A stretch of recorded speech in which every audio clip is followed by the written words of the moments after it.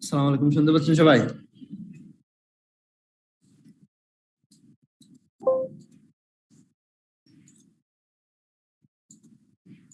Sir ওয়ালাইকুম আসসালাম। Sir শুনতে পাচ্ছি। স্যার কেমন আছেন আপনি? আছি আলহামদুলিল্লাহ। আসসালামু আলাইকুম স্যার। ওয়ালাইকুম সালাম। কি অবস্থা আপনাদের? কিছু দেখছেন গত ক্লাস নিয়ে কোনো কোশ্চেন?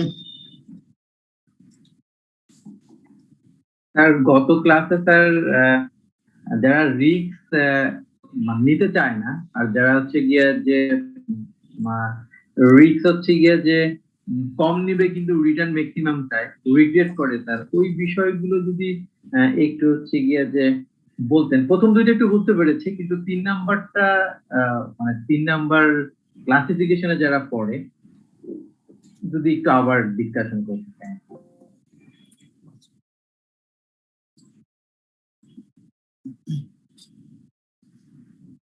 প্রথম বিষয় হচ্ছে আপনি এটা নিয়ে কথা বলছেন, রিস্কের পার্সপেক্টিভ থেকে আমরা ডিসিশন মেকারকে 3টা ভাগে ভাগ করতে পারি। একটা হচ্ছে রিস্ক নিউট্রাল করতে চায় যারা, তারা কি করবে? অর্থাৎ তারা প্রবাবিলিটিটা কনসিডার করবে, অর্থাৎ তারা হচ্ছে এক্সপেক্টেড ভ্যালুর বেজে দেখবে। তার মানে হচ্ছে যে they will consider all possible outcomes, সেটা পজিটিভ হোক নেগেটিভ হোক, পুরোটাই তারা কনসিডার করবে। আর যারা রিস্ক সিকার, এটাও তো বুঝতে পারছেন, এরা অপটিমিস্টিক এবং সবসময় ধরে নেবে যে পজিটিভটা ঘটবে, এবং তারা ওইখানে রিস্কটা নেবে যে পজিটিভ ঘটলে কি হবে এটা আমি অ্যাকসেপ্ট করবো। হাইয়েস্ট যেখানে আপনার রেভিনিউ বা হাইয়েস্ট প্রফিট যেখানে, সেখানে তারা যাবে। রিস্ক অ্যাভার্সার তারা কি করবে? বুঝতে পারছেন, এরা এরা এরা রিস্কটা অ্যাভয়েড করার চেষ্টা করবে। এদের জন্য দুইটা একটা হচ্ছে এরা ম্যাক্সিমিং করতে পারে অথবা মিনিম্যাক্স, দুইটা এদের জন্য। কিন্তু they will apply the maximum criteria or the minimax regret. ম্যাক্সিমিম যদি বলেন তাহলে তারা কিন্তু ওই যে যেটা গত ক্লাসে দেখালাম, ম্যাক্সিমাম গুলোর মিনিমামটা তারা নেবে। আর যদি রিগ্রেটের দৃষ্টিকোণ থেকে দেখে তখন আর পে অফটা দেখবে না, তখন দেখবে হচ্ছে যে অপরচুনিটি কতটুকু লস্ট করছে তারা। এইটাই তো আপনার কোশ্চেন, নাকি আর কিছু আছে? স্যার আমার আসলে প্রশ্ন, জি স্যার এখানেই প্রশ্ন যে এই 3 নাম্বার রিস্ক অ্যাভার্স যারা, তাদের মধ্যে আবার দুইটা ভাগ। তো স্যার না, দুইটা ভাগ না, দুইটা অ্যাপ্রোচ। এই অ্যাপ্রোচে আপনি ডিসিশন নিতে পারেন, আবার এই অ্যাপ্রোচেও ডিসিশন নিতে পারেন। আচ্ছা, আপনি কি পে অফ দেখে ডিসিশন নেবেন না রিগ্রেট দেখে ডিসিশন নেবেন? জি স্যার। একটা অ্যাপ্রোচ হচ্ছে, আচ্ছা, একটা অ্যাপ্রোচ হচ্ছে যে আপনি ম্যাক্সিমাম গুলোর কমপক্ষে মিনিমামটা কি এক্সপেক্ট করবেন, এটা পে অফ। আর আরেকটা অ্যাপ্রোচ হচ্ছে যে না, আপনি কত পাচ্ছেন সেটা বিষয় না, বিষয় হচ্ছে আপনি কতটা খারাপ আপনার অবস্থা হতে পারে, এর ভিতরে সব থেকে লোয়েস্ট খারাপটা আপনি বেছে নেবেন, মানে ম্যাক্সিমাম লস গুলোর মিনিমামটা বেছে নেবেন। একটা লসের দৃষ্টিকোণ থেকে, আর একটা হচ্ছে প্রফিট বা পে অফের দৃষ্টিকোণ থেকে, রিওয়ার্ডের দৃষ্টিকোণ থেকে। ক্লিয়ার? জি স্যার, এখন ব্যাপারটা আসলে বুঝতে পেরেছি। এই মিনি ম্যাক্স বা হচ্ছে গিয়ে যে ম্যাক্সি মিনি, এই বিষয়গুলোর সাথে তো খুব একটা পরিচিত ছিলাম না, তাই একটু বুঝতে কষ্ট হচ্ছে। এখন ক্লিয়ার না স্যার? এখন বিষয়টা ক্লিয়ার যে দুইটা অ্যাপ্রোচ থেকে আমরা চিন্তা করব। তো আগে আমার কাছে মনে হয়েছিল যে এর ভিতরে কি দুইটা ক্লাসিফিকেশন, যে মানে বিষয়টা এরকম। তো এখন স্যার বিষয়টা বুঝতে পারলাম যে সিদ্ধান্ত যে কোনো একটা পয়েন্ট অফ ভিউ থেকে আমরা। রাইট। এখন আপনার কথা কি বলবো, আমি আপনার ওই ডিসিশন ট্রির 4 নম্বর এক্সাম্পল আর 5 নম্বর টেস্ট আন্ডারস্ট্যান্ডিং দেখতে গিয়ে আমার মাথা ঘুরে গেছে। মানে মাথায় নিতে ঘটনা হচ্ছে কি, রিয়েলি যেটা আমরা তো কোর্স শেষের দিকে চলে আসছি, আমরা কিন্তু এই সিলেবাসটা পড়ি নাই, আপনারা বুঝতেছেন। আমরা কিন্তু আগে সিলেবাসটা পাস করছি, আমরা পড়ে দেখাচ্ছি, হয়তো মিল আছে অনেকখানি, আর অনেক কিছু আছে যেটা নাই। সো এইগুলো আমাদের বুঝে আপনাদের বোঝাতে হচ্ছে, নাহলে হয়তো কোয়ালিটি আরো অনেক ভালো হতো। First time, second time, third time হয়তো আরো ইজি ছিল। তারপরে আমি আমার মতো চেষ্টা করে যাচ্ছি যাতে ইজি করা যায় জিনিসগুলো। আমি দেখলাম যে এই জিনিসগুলো আমাদেরই মাথার উপর দিয়ে যাচ্ছে, তো আপনাদের তো এটা গ্রিপ করতে বেশ কষ্টই হওয়ার কথা। তার এই ডিসিশন ট্রির একটা ম্যাথ আসছিল লাস্ট জুনের সেশন। হ্যাঁ, আমি শুনলাম এটা নিয়ে খুব ঝামেলা হয়েছে। P2 তে একজন বললো যে এটা যে কোথা থেকে আসছে এটাই বুঝি নাই। আমরা আপনার আন্ডারগ্রেড পোস্ট গ্রেডে পড়ে আসছি একরকম, এখানে এসে দেখি কমপ্লিটলি ডিফারেন্ট লেভেলের ডিফারেন্ট টাইপের ডিসিশন ট্রি ম্যাথ, মানে জিনিসগুলো খুব রাইট। উল্টা পাল্টা মনে হয়ে যাচ্ছে স্যার।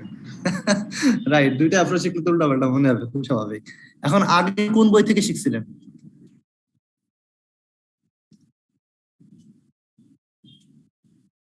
আগে কোন বই থেকে শিখছিলেন?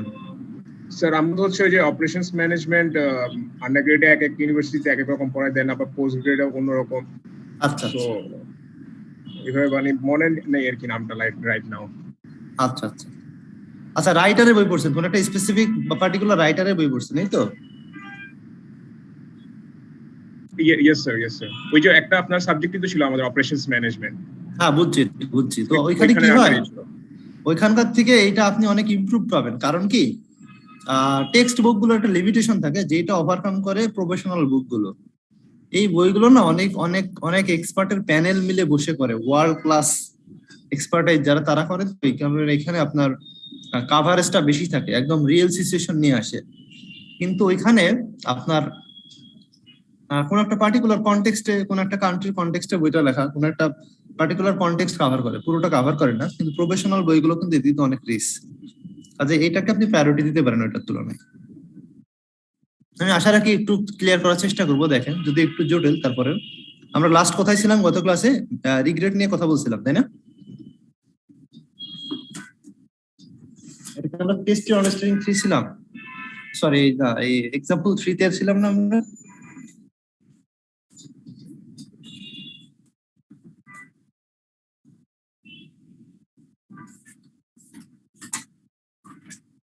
আমার যতদূর মনে পড়ে আমরা মিনিম্যাক্স 428 পেজে এক্সাম্পল 3 এই পর্যন্ত আমরা এসেছিলাম। 428 পেজের এক্সাম্পল 3, হ্যাঁ। আর ইলাস্ট্রেশন গুলো দেখতেছিলাম, তাই তো? এইটাই তো 428 পেজ না, এক্সাম্পল 3? জি স্যার। স্যার 427 পেজে স্যার ম্যাক্সিম্যাক্স, ম্যাক্সিমিন, মিনিম্যাক্স, রিগ্রেট এই বিষয়টা যদি একটু অল্প কথায় বলা যেত।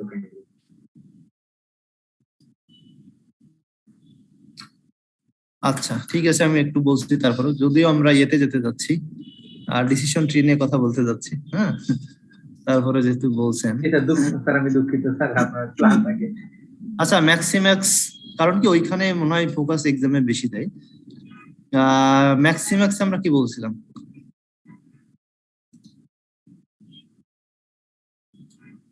অপটিমিস্টিক যারা, তাদের জন্য কি? যারা অপটিমিস্টিক তারা তো সবচেয়ে বেশি রিস্ক নেয় এবং বেশি রিটার্নটাও তারা এক্সপেক্ট করবে, হোয়াটএভার দ্য রিস্ক লেভেল।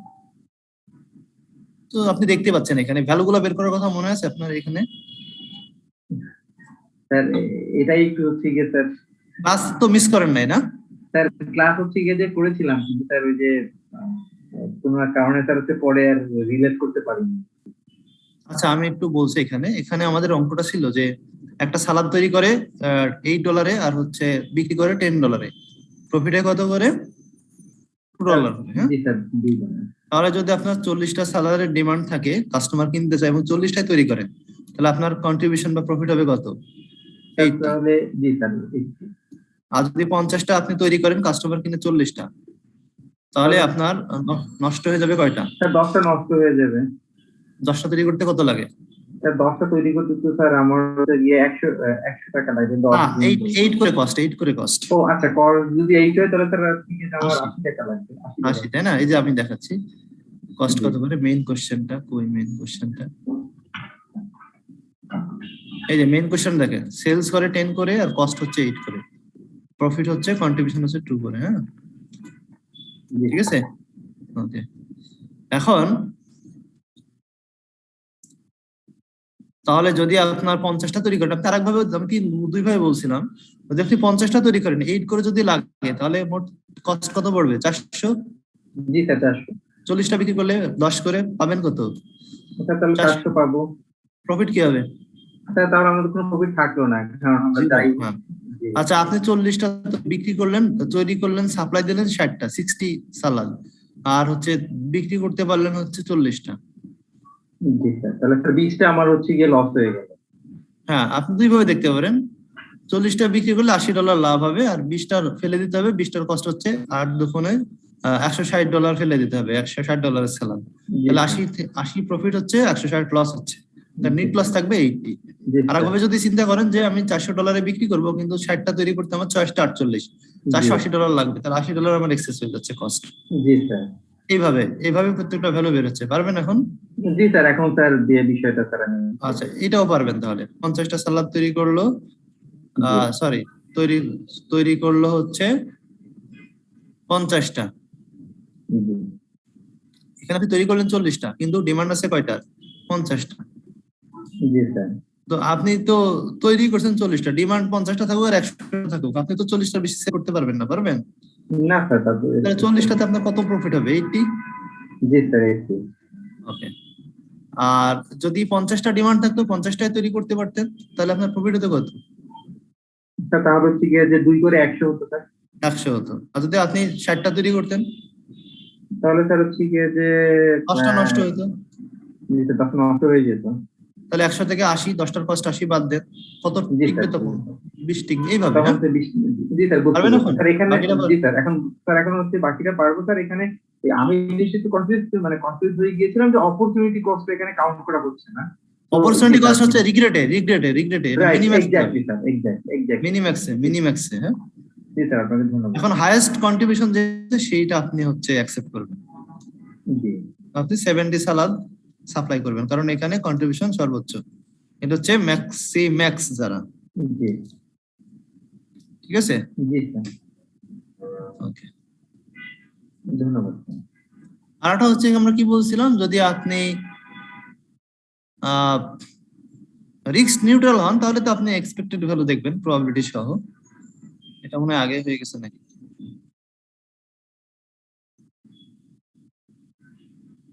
এই যে, যদি আপনি রিস্ক নিউট্রাল হন, তাহলে আপনি কি করবেন?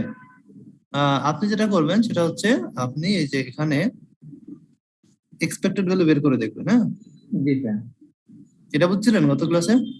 স্যার এক্সপেক্টেড ভ্যালুটা হচ্ছে বুঝতে পেরেছিলাম যে প্রবাবিলিটি হচ্ছে গিয়ে যে উপরে পয়েন্ট অফ ভিউ থেকে আমার যেখান থেকে টোটালটাকে যোগ করলে রিটার্ন আমার বেশি আসবে, তো আমি এটা আমি যদি অ্যাকসেপ্ট কম করবো না নিই। সেটা। রাইট। তাহলে আমরা বলছিলাম 50 সালাদ দিয়ে করলে এক্সপেক্টেড ভ্যালু হাইয়েস্ট হয়। এটা হচ্ছে জি, রিস্ক নিউট্রাল, যারা risk neutral decision right maker. Right right. এখন আপনার হচ্ছে তাহলে রিস্ক নিউট্রাল গেল, রিস্ক টেকার গেল। এখন হচ্ছে যারা রিস্ক অ্যাভার্সটা দুই ভাবে দেখতে পারে, একটা হচ্ছে ম্যাক্সিমিন আর একটা হচ্ছে মিনিম্যাক্স। যদি ম্যাক্সিমিন হয় তাহলে কি করবে দেখেন, 40টা সালাদ যদি ইয়ে করে, 40টায় যদি ইয়ে হয়, তাহলে আমরা বলছিলাম 80, এখানে কোনো ঝামেলা না, তাই না? জি স্যার, এটা হচ্ছে ম্যাক্সিমিন।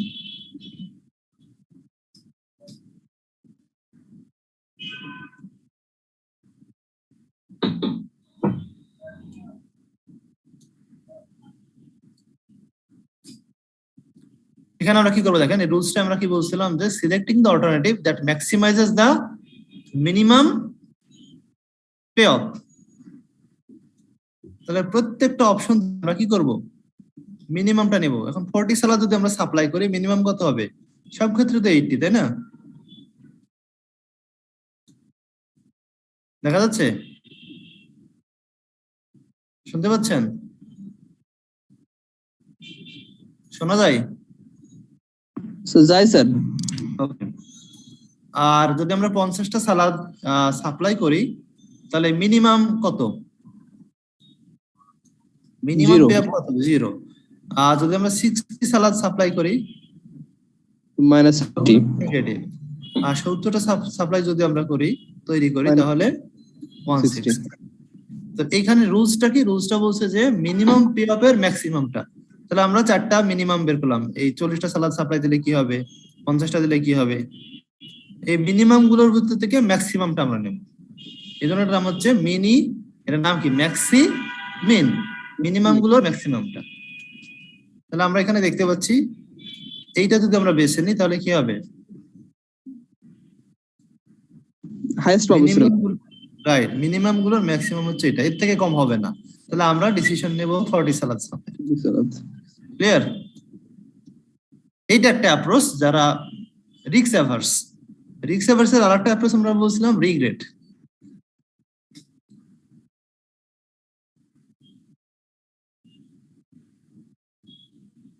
এই যে minimax regret table, regret rule.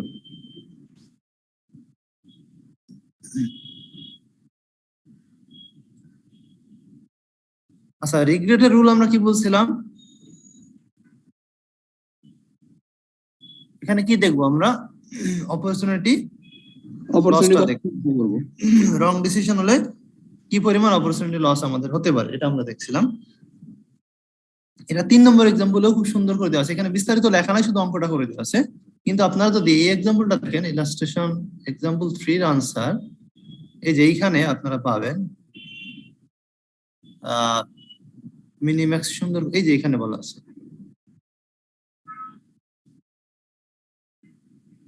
Example 3 তে পাবেন, এক্সাম্পল 3 তে কিভাবে ওরা মিনিম্যাক্স করছে। যদি কোশ্চেনটা আমরা দেখি এক্সাম্পল 3 একটু দেখেন।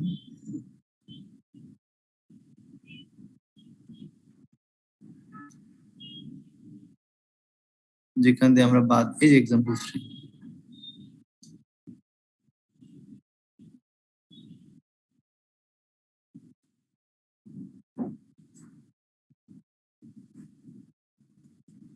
স্যার বলেন। স্যার ওই দিন একটা কথা বলছিলেন, খারাপের মাঝে সবচেয়ে ভালো ম্যাক্সিমিন, আর ভালোর মাঝে সবচেয়ে ভালোটা ম্যাক্সিম্যাক্স। ম্যাক্সিম্যাক্স। আর আর কি বলেন?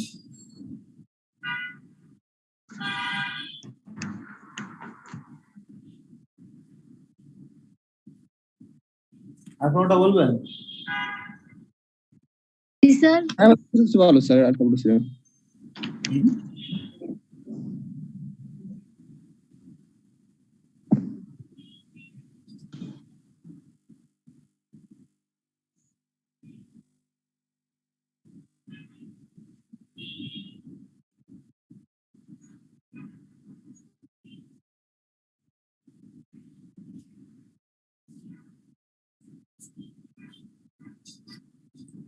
এক্সাম্পল 3 এর মেইন কোশ্চেনটা কি এটাই?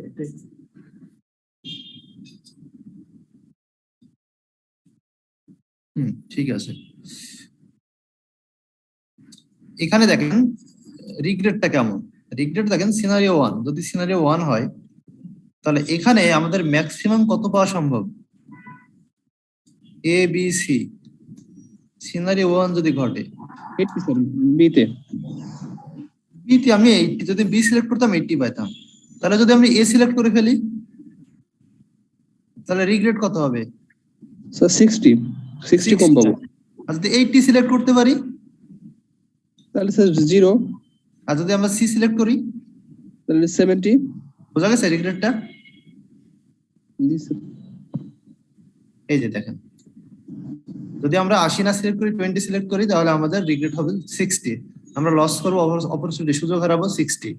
আর যদি বেস্টটা সিলেক্ট করতে পারি তাহলে 0। আর যদি 10 সিলেক্ট করি, সিটা সিলেক্ট করি, তাহলে আমাদের রিগ্রেট হবে 70। সবাই বুঝছেন এটা? জি স্যার। এই যেখানে বলেছিলাম কারেক্ট ডিসিশন হচ্ছে বি। বি সিলেক্ট না করে যদি আমি এ করি তাহলে আমার রিগ্রেট হবে 60, অপরচুনিটি লস করবো 60। আর সি সিলেক্ট করলে আমার অপরচুনিটি লস হবে 70। এইভাবে আমরা প্রত্যেকটা সিনারিও দেই। সিনারিও 2 তে যদি আমরা যাই, এখানে বেস্ট কোনটা? স্যার 100। তাহলে 100 থেকে সবগুলো মাইনাস করেন। এখানে 60, এখানে 30, এখানে 0। 60 30 0, 60 30 0। ক্লিয়ার সবাই?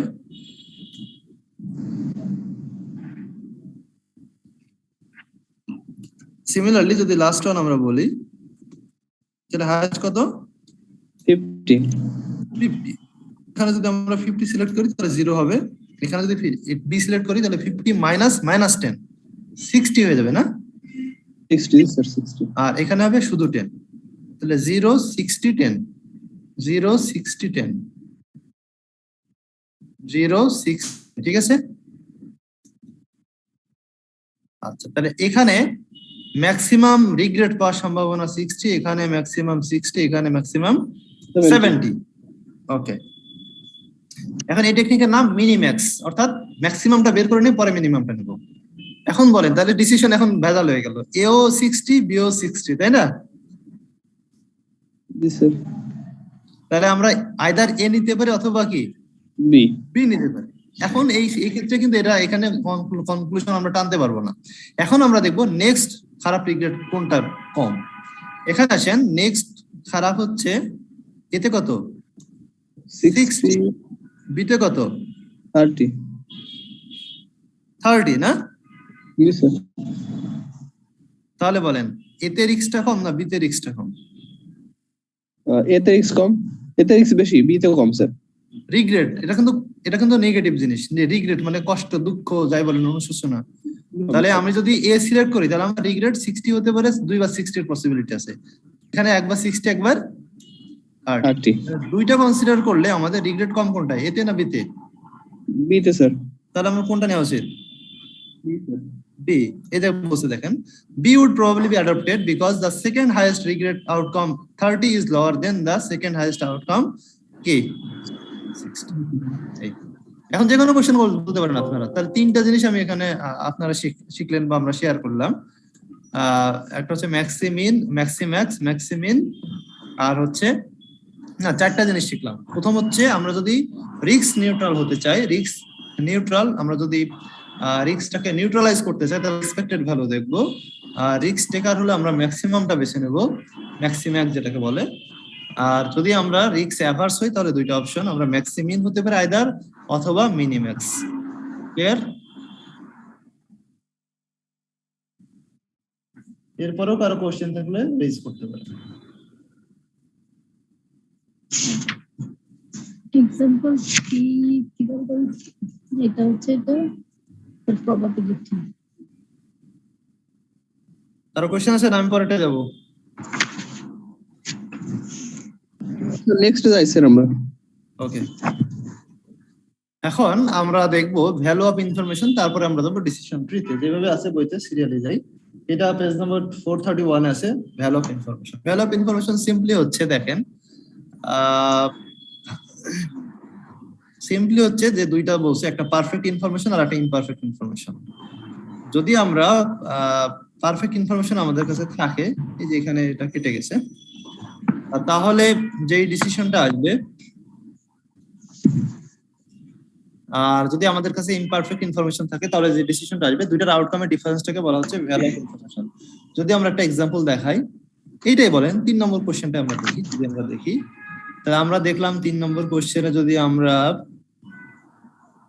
যে 3 নম্বর কোশ্চেন, এখানে যদি আমরা এক্সপেক্টেড ভ্যালু দিয়ে করি তাহলে কত হবে? এই যে এটা হচ্ছে মেইন কোশ্চেন। মেইন কোশ্চেন ওইটা। এখন মনে করেন আপনার কোশ্চেনে দেওয়া আছে, এক্সপেক্টেড ভ্যালু দেওয়া আছে, প্রবাবিলিটি। প্রবাবিলিটি হচ্ছে প্রত্যেকটা সিনারিওতে প্রবাবিলিটি হচ্ছে 1 নম্বর সিনারিওতে 20%, 2 নম্বর সিনারিওতে 50%, 3 নম্বর সিনারিওতে কত? 30%। ওই एग्जांपल 3 এর সাথে কন্টিনিউ করতে বলছে। আমাদের মেইন কোশ্চেনে যেটা ছিল। এখন আসেন, তাহলে যদি আমরা 1 নম্বর সিনারিও তো না, প্রোডাক্ট অনুসারে কোন প্রোডাক্ট আমরা করব, প্রোডাক্ট এ বি সি। এখন আসেন সমাধানটা দেখেন, আপনারা বুঝতে পারেন না। যদি আমরা প্রোডাক্ট এ নিতাম তাহলে কি হতো? প্রোডাক্ট এ তে আগে আমরা দেখে আসি আউটকাম কত, একটু খেয়াল করে দেখেন। এ যে কত, প্রোডাক্ট এ তে সিনারিও 1 এ 20, সিনারিও 2 তে 40, সিনারিও 3 তে হচ্ছে 50। ক্লিয়ার? এটার সাথে জাস্ট আমরা অ্যাসোসিয়েটেড প্রবাবিলিটি মাল্টিপ্লাই করে দিলে হবে। 20 এর সাথে প্রথম প্রবাবিলিটি দেব সিনারিও 1 এর, 2 এর সাথে দেব হচ্ছে 40 এর সাথে যে প্রবাবিলিটি আছে, আর সিনারিও 2 তে 50 এর সাথে প্রবাবিলিটি দিয়ে দেব। প্রবাবিলিটি কত একটু খেয়াল করেন, 20 50 30, 20 50 30 মানে 0.2 0.5 0.3, 0.2 0.5 0.3। এই দেখেন 0.2 0.5 0.3, প্রথমটার পে অফ 20, পরেরটার 40, পরেরটার 50। ওকে, যার যার পে অফ তার প্রবাবিলিটির সাথে মাল্টিপ্লাই করে তাহলে এক্সপেক্টেড ভ্যালু পেয়ে যাবো আমরা। ঠিক সালাদের মতো। সালাদের অঙ্কে কিন্তু এটা করছেন, দেখেন আমি আবার দেখাচ্ছি, নতুন কিছু না এটা। এই যে সালাদের অঙ্কে প্রথমে এটা করছিলেন আপনারা।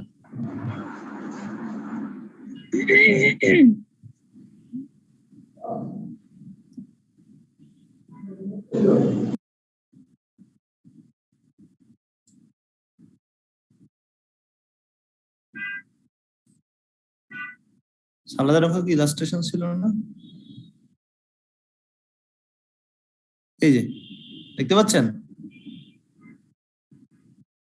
সালাদের অঙ্কটা মনে আছে?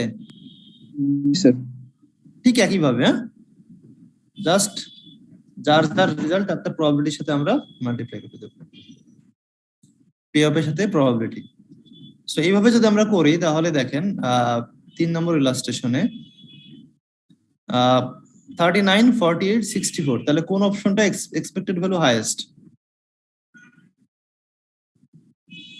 64 সি। 64, তাহলে কোনটা নেব বেশি আমরা? 64 স্যার, সি নেব।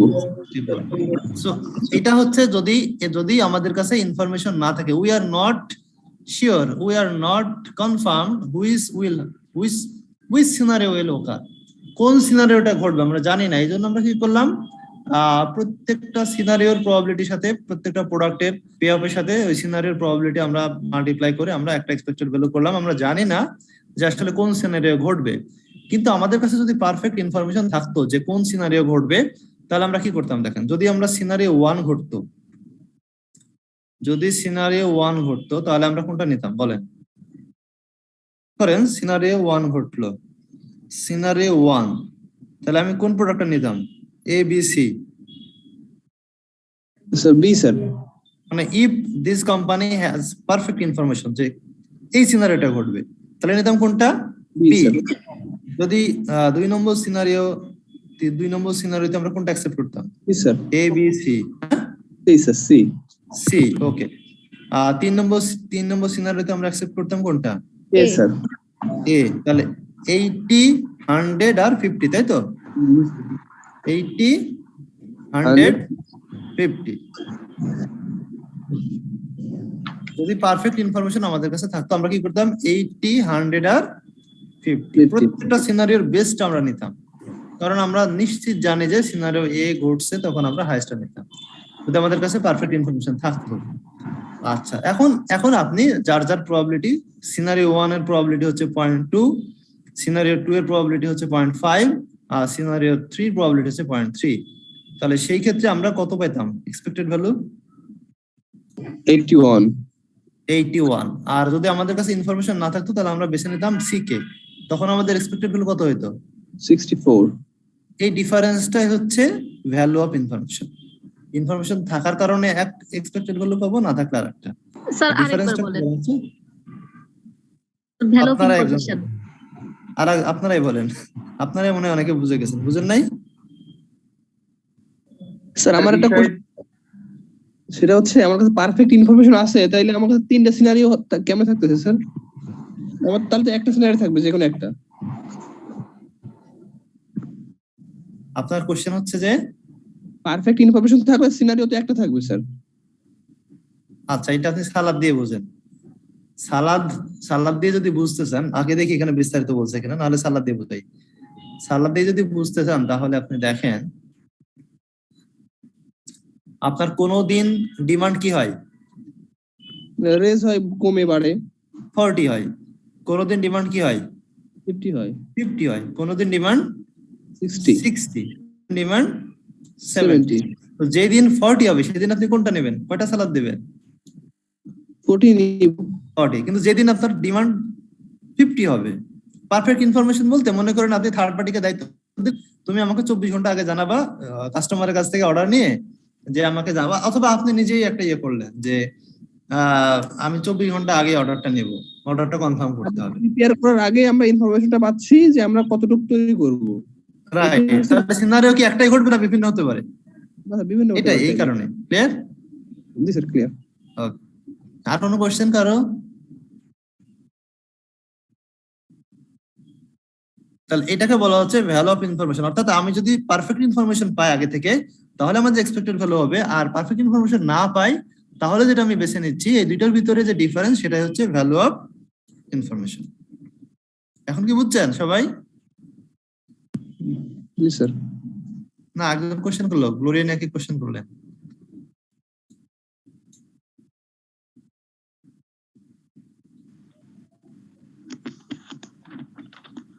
স্যার এখন তো বুঝতেছি, কিন্তু স্যার এত প্রকার অঙ্ক বিভিন্ন টাইপের, এক এক চ্যাপ্টারেই তো দেখছি 8-10 প্রকার টাইপ স্যার। এগুলো পরীক্ষা কি হবে আল্লাহ জানে স্যার, এক্সামে কি করবেন? সেটাই স্যার। হ্যাঁ, এখন এটার জন্য প্র্যাকটিস লাগবে, বেশি বেশি প্র্যাকটিস করার সুযোগ যদিও হাতে কম, কিন্তু প্র্যাকটিস করতে হবে, উপায় নেই। প্র্যাকটিস করলে দেখবেন এটা কোনো ব্যাপার না, কন্ট্রোলে চলে আসবে। এখন ঠিক আছে? মনে হয় আমি পারি স্যার। এখন আমি আমার কথা একটা বলি, তাহলে আমি আমার কথা বলি একটু। আমার যেটা অভ্যাস ছিল, আমি আসলে লেখাপড়ার প্রতি অত বেশি ছিলাম না, বিশেষ করে ইন্টারমিডিয়েট পর্যন্ত আমার লেখাপড়ার প্রতি খুব একটা আগ্রহ ছিল না, খেলাধুলাই করতাম, ব্যস্ত ছিলাম। তো পরবর্তীতে মনে হলো লেখাপড়া একটু ভালো করে করা উচিত, এই অনার্সে এসে লেখাপড়া শুরু করলাম, বুঝছেন? তো আমার মুখস্থ শক্তি ছিল বেশি, মানে word by word, letter by letter মুখস্থ হয়ে যেত। এই মুখস্থ শক্তিটা খাটাই আমি অনার্স আর কি ওই রাজশাহী ইউনিভার্সিটিতে পড়াশোনা করছি, ওইখানে ডিপার্টমেন্টে ফার্স্ট হচ্ছিলাম আর কি, ফার্স্ট ইয়ার সেকেন্ড ইয়ার। তো ফার্স্ট ইয়ারে হতে পারি নাই, কারণ প্রথমে আমার লেখাপড়ার প্রতি মানে না থাকার কারণে অনেক ছিলাম। পরে আস্তে আস্তে আস্তে আস্তে মোটামুটি সেকেন্ড ইয়ার থার্ড ইয়ারে গিয়ে একদম সিকিউর হয়ে গেল, ডিফারেন্সটা মোটামুটি 17-18 পয়েন্ট হয়ে গেল। তো আমার যারা সেকেন্ড থার্ড তাদের একটা গ্রুপ ছিল, তারা করতো কি, তারা আমাকে সবসময় একটা ক্রিটিসাইজ করতো যে তোমার মুখস্থ দিয়ে তুমি এখানে পার হয়ে যাচ্ছ, কিন্তু তোমার মুখস্থ দিয়ে তুমি ফার্দার কিছু করতে পারবা না। হ্যাঁ তোমার কথা, হ্যাঁ, জি স্যার। কারণ যে বুঝে না তার মুখস্থ শক্তি দিয়ে আসলে আলটিমেটলি কি লাভ হয় না। লাভ হয় না। তো ওরা ওদের, কিন্তু আমি পড়ি অ্যাকাউন্টিং এ, মুখস্থ করে কি আর অঙ্ক করা যায় বলেন, না না স্যার। বুঝলে? তো যেটা হলো, মানে আগে যে রেকর্ড গুলো ছিল এগুলো ব্রেক করলাম, যেসব স্যার কোনোদিন এ প্লাস দিল না, এগুলো এ প্লাস দিল, তোদের মানে সমালোচনা সবসময় ছিলই। তো পরবর্তীতে যেটা হলো আপনার আইসিএমএ তে ভর্তি হলাম, এটাও কিন্তু আমার হয়ে গেল। তো এখানে তো মুখস্থর কোনো কাজ কারবার নাই, আপনারা দেখতে পাচ্ছেন, মুখস্থ করে রাখাও যায় না এখানে। আবার পিএইচডি করলাম, পিএইচডি টাইমের আগে শেষ হয়ে গেছে, ওরাই ডিফেন্স নিতে পারছে না। তো আসলে আপনাকে ব্লেম, আপনি যদি মনে করেন যে এতগুলো জিনিস একসাথে মাথায় রাখতে পারবো না, এটা কিন্তু আপনার নিজের সম্পর্কে একটা আন্ডার এস্টিমেট করা। আপনি যদি ব্রেনকে প্রেশার দেন তাহলে অবশ্যই ব্রেন নেবে, কিন্তু প্রেশার বলতে আপনাকে কিন্তু রিল্যাক্সে নিতে হবে। আমরা করি কি অনেক সময় মানে আগেই একটা নেগেটিভ একটা মানে পারসেপশন গ্রো করে ফেলে ভিতরে, তখন কিন্তু একটা ব্লক করে দেয়, আপনার মানে রিসিভ করতে চায় না আপনার সিস্টেম। আমার এটা মনে হয়। ঠিক আছে, আপনি এরকম না, আরো হাজার রকম জিনিস মনে রাখতে পারবেন, কিন্তু আপনাকে পজিটিভ পারসেপশন আগাতে হবে, পজিটিভ ওয়েতে, তাই না? জি স্যার। কারণ আপনি সিএমএ তে যখন ভর্তি হয়েছেন, কনফিডেন্টলি আগাইলে হবে স্যার। অবশ্যই হবে, আপনি লেগে থাকলে হয়ে যাবে, একসময় দেখবেন মেম্বার হয়ে গেছে। লেগে থাকতে হবে, আপনি যদি মনে করেন গিভ আপ করেন তাহলে কিন্তু হবে না। কারণ এখানে অনেকে আছেন, ক্লাস নিলেই তো বুঝতে পারি আমরা, অনেকে আছেন কোয়ালিফাইড, অনেকে খুব ভালো বুঝতেছেন, বেশিরভাগই বোঝে না এমন কেউ নাই, না বুঝলে তো এখানে সাহসী পাইতো না ভর্তি হওয়ার। এখন হয়তো বা কেউ একটু আগে বোঝে, কেউ একটু, আমি যেমন ক্লাসে কিছু বুঝতাম না, আমার যেটা প্রবলেম ছিল, আমি ক্লাসে স্যাররা কি পড়ে তো আমি রিসিভ করতে পারতাম না খুব একটা। পরবর্তীতে আমি লাইব্রেরিতে গিয়ে বা নিজে পড়ে পড়ে তখন আমি বলতাম জিনিসটা তো সহজ, তাহলে আমি কেন বুঝলাম না, এরকম একটা পারসেপশন আমার ছিল। আর অনেকে দেখি ক্লাসে খুব রেসপন্স করে, কাজে আপনি যদি ক্লাসে না বুঝতে পারেন তার মানে আপনি বুঝেন, এরকম না কিন্তু বিষয়টা। সো কেউ ফাস্ট রিসিভ করে আবার ফাস্ট ভুলে যায়, কেউ স্লো রিসিভ করে কিন্তু অনেকক্ষণ এটা মনে রাখতে পারে। ঠিক আছে, সো এখানে মেইন ফ্যাক্ট হচ্ছে আপনি যেটা করবেন সেটা হচ্ছে এইগুলো শেখার মাধ্যমে কোশ্চেন অ্যানালাইসিস করবেন, কোশ্চেন করে দেখবেন যে আসলে এইগুলো যদি না ডিফারেন্ট সিচুয়েশন হয় তাহলে আমি কিভাবে এটাকে করবো, হ্যান্ডেল করবো। এখানে কিন্তু পাস মার্কস মাত্র আমার যত জানা মতে 50, মাত্র 100-এ 50 পাইতে হবে। এটা পাওয়ার জন্য আপনাকে 100% কারেক্ট হওয়ার বা 100% এই আপনার লাগবে না। কাজে একটু হতাশ হবেন না, আমরা আছি। এই ক্লাস শেষ হয়ে গেলেও আমরা আপনাদের কাউন্সেলিং রাখবো, আপনারা ভার্চুয়ালি ফিজিক্যালি কাউন্সেলিং নিতে পারবেন আমাদের সাথে আগে যোগাযোগ করে। কোশ্চেন গুলো যদি আমরা সলভ নাও করতে পারি পরে আমরা দেখাবো, সমস্যা নেই। ঠিক আছে, থ্যাংক ইউ স্যার। স্যার আপনার রাজশাহী স্যার অনার্স সেশন কত ছিল স্যার? আমার 1-2 ছিল। 3-4 আমার বন্ধুরা ছিল ওই কারণে। কারা ছিল? স্যার মামুন, ডালিয়া, এখন ডেস্কোতে আছে, আব্দুল্লাহ মামুন ডেস্কো। হ্যাঁ হ্যাঁ, আব্দুল্লাহ মামুন আমার ফ্রেন্ড স্যার। ফর্সা মতো ছেলে, কুষ্টিয়া বাড়ি, তাই না? হ্যাঁ হ্যাঁ, কুষ্টিয়া স্যার। হ্যাঁ, ওদের আমি পড়াই আসছি। আমার বেসিকটা গ্রো করছে কি, আমি জুনিয়রদের পড়াইতাম ওখানে, বুঝছেন? মানে আমি যখন সেকেন্ড ইয়ার থার্ড ইয়ারে ছিলাম তখন আমি মানে আমার 1 ইয়ার জুনিয়র বা 2 ইয়ার জুনিয়র, ইভেন আমি যখন এমবিএ তে ছিলাম আমি এমবিএ এর স্টুডেন্ট পড়াইছি, আমার ফ্রেন্ডদেরও পড়াইছে। যেই কারণে আমার ওই বেসিক গুলো তখন ফান্ডামেন্টাল জিনিসগুলো ক্লিয়ার হয়ে যায়। স্ট্যাটিস্টিক্স, জি স্যার, ম্যাথমেটিক্স, আপনার এখানে খুব clear sir. Accounting, finance, statistics, mathematics, tax সবই আমি ওখানে পড়াই আসছি আমাদের জুনিয়রদের। আমি যখন থার্ড ইয়ার ছিলাম, ফার্স্ট ইয়ার সেকেন্ড ইয়ার পড়াইছি, ফোর্থ ইয়ার ছিলাম, থার্ড ইয়ার পর্যন্ত পড়াইছি। এই কারণে আর কি ওই সময়টা আমার মানে ব্রেন খুব ফাস্ট চলতো, তো মানে কম পড়লেও মনে থাকতো ভালো, অথবা কোনো একটা ক্রিয়েটিভ মানে সিচুয়েশনকে ডিল করতে পারতাম। তো যাই হোক, ওইদিকে আর না যাই, সময় নষ্ট হচ্ছে শুধু শুধু। জাস্ট আমি মোটিভেশনের জন্য বললাম যে আমার নিজের ইয়ে দিয়ে এক্সাম্পল দিয়ে আমি এই আপনাকে system- ধন্যবাদ আপনার স্যার, পড়ানোর- আপনার এই কথাগুলো স্যার আসলে আমাদের মোটিভেট করে পড়ার সাথে লেগে থাকে। রাইট, কারণ স্যার আসলে আমরা তো স্যার ওই যে একটু বাধা পেলে, আমি আমার কথাই যদি বলি, বাধা পেলেই বইটা বন্ধ করে চলে যাই, কিন্তু এই কথাগুলো শুনে মনে হয় যে না আসলে স্কোপ আছে। Let's try. আরে আমি এইচএসসি তে অ্যাকাউন্টিং এ প্লাস পাই নাই, বুঝছেন? মানে আমি হিসাব বিজ্ঞান বুঝতাম না, হিসাব বিজ্ঞান আমি বুঝতাম না। এইচএসসি তে আমার ইন্টারমিডিয়েট এ প্লাস ছিল না। আমাদের এখানে যেটা হতো, আমি একটা লোকাল কলেজে পড়ছিলাম, আমার বাসা কুষ্টিয়ায়। তো লোকাল কলেজে পড়ার কারণে ওইখানে আমরা দেখতাম সব বড় ভাইরা সব এই ইংলিশে ফেল করতো। তো আমি ইংলিশ পড়তাম, যে ইংলিশে সবাই ফেল করে, ইংলিশটাই পড়ি। অ্যাকাউন্টিং নিয়ে আমার এত মাথা ব্যথা ছিল না, এ প্লাসও পাই নাই আমি অ্যাকাউন্টিং। বাট ওই ইউনিভার্সিটিতে এসে আমার অ্যাকাউন্টিং এ মনে হয়েছে যে আমার ওইখানে আমি অ্যাকাউন্টিং এ ভালো করছি আর কি। তো সো আপনার মানে হতাশ হওয়ার কিছু নাই, বুঝছেন? সবার ভিতরে অ্যাবিলিটি সেটাই আছে। স্যার। এখন আপনি সেদিন একটা কেস শুনলাম, আপনাদের একটু মোটিভেশনের জন্য বলি। একটা ছেলে এই সরি একজন আর কি ভদ্রলোক আইসিএমএ তে 1800 শেষ করছে, 1800, তাহলে বাকি আছে কয়টা? দুইটা। একটা কোর্স কয়বার পরীক্ষা দিছে জানেন? 25 বারের বেলায় পাশ করছে সে, তবুও সে হাল ছাড়ে না। 25 টাইমস সে এক্সাম, একটা কোর্স লেভেল 1 এর, লেভেল 1 নট লেভেল 2 3, লেভেল 1 এর ইন্টারমিডিয়েট অ্যাকাউন্টিং আগের সিলেবাসে সে 25 টাইমস এর বেলায় সে সাকসেসফুল হয়েছে। তার 1800 সীমানে সে টুডে টুমরো মেম্বার হয়ে যাবে। তাহলে আপনি কি এক্সাম্পল চান? আপনার সামনে আছে, আপনার ইনস্টিটিউট আছে, আপনি কয়বার পরীক্ষা দিচ্ছেন বলেন? স্যার একবার স্যার। তাহলে আপনি কেন হতাশ হচ্ছেন? আমি বুঝি না আপনি হতাশ হচ্ছেন কেন।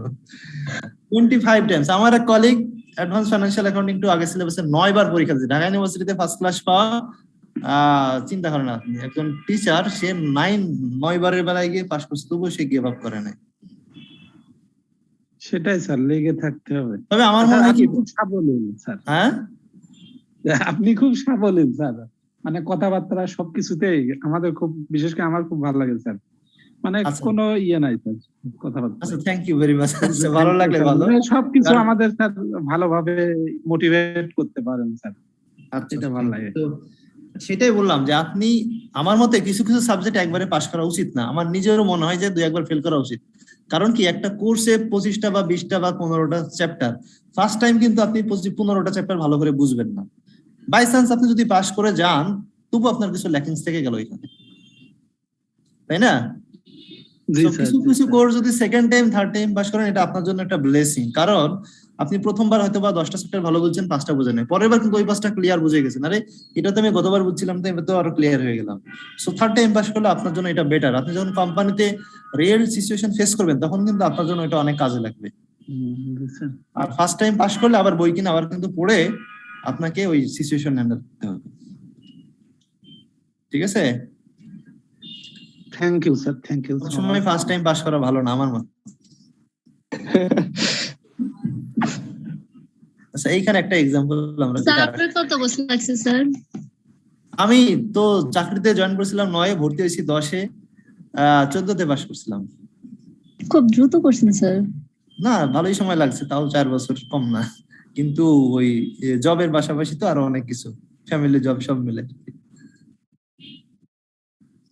তবে আমরা ট্যালেন্ট মনে করি, আমরা এভারেজ মনে করি, ট্যালেন্ট মনে করি না, এভারেজ মনে করি, এবং এভারেজ হয়েই থাকা ভালো।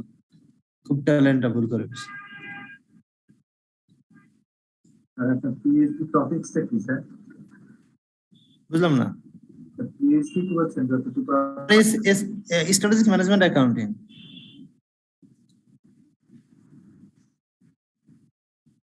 Strategic management accounting topics.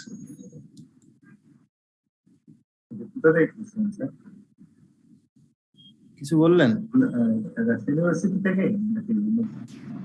ও, ঢাকা ইউনিভার্সিটিতে করলাম, বাইরে যেতে ছিলাম, যাই নাই, সামহাও যাই নাই আর কি, যাওয়ার কথা ছিল, যাই নাই।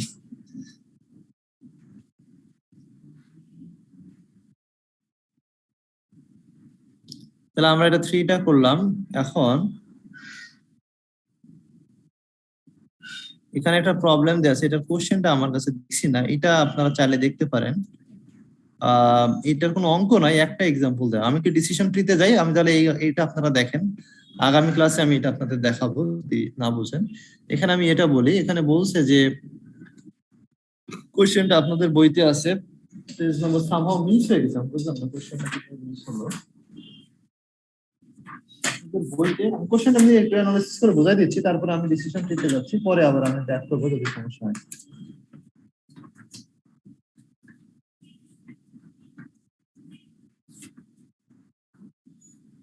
এটা পেজ নাম্বার 434 এ আছে, একটা एग्जांपल নামে আছে। ওইখানে আমি কোশ্চেনটাকে বলে দিই। কোশ্চেনটা আছে 3টা কলাম, 1 2 3 6টা কলাম মোট। একটা প্রথম কলামটা হচ্ছে ইউনিট সোল্ড। ইউনিট 1 লাখ বিক্রি হতে পারে, 80,000 বিক্রি হতে পারে, 60,000 বিক্রি হতে পারে। সো এটা বিক্রি হওয়ার সম্ভাবনা দেওয়া আছে, প্রবাবিলিটি দেওয়া আছে।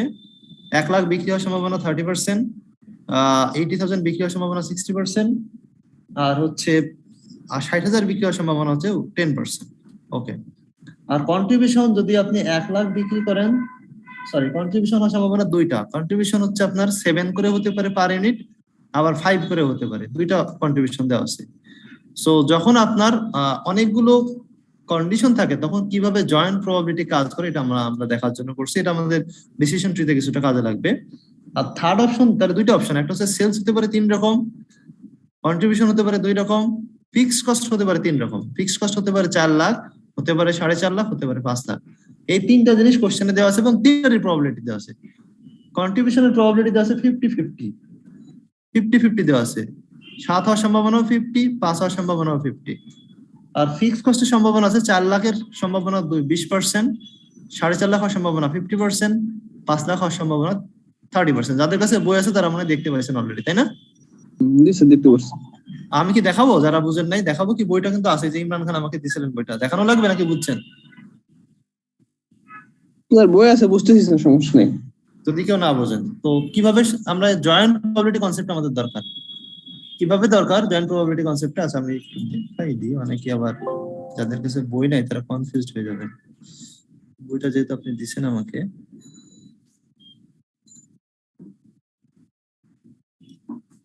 এটা চ্যাপ্টার নাম্বার কত? 11 স্যার। 11 না? জি স্যার। 11 নম্বর,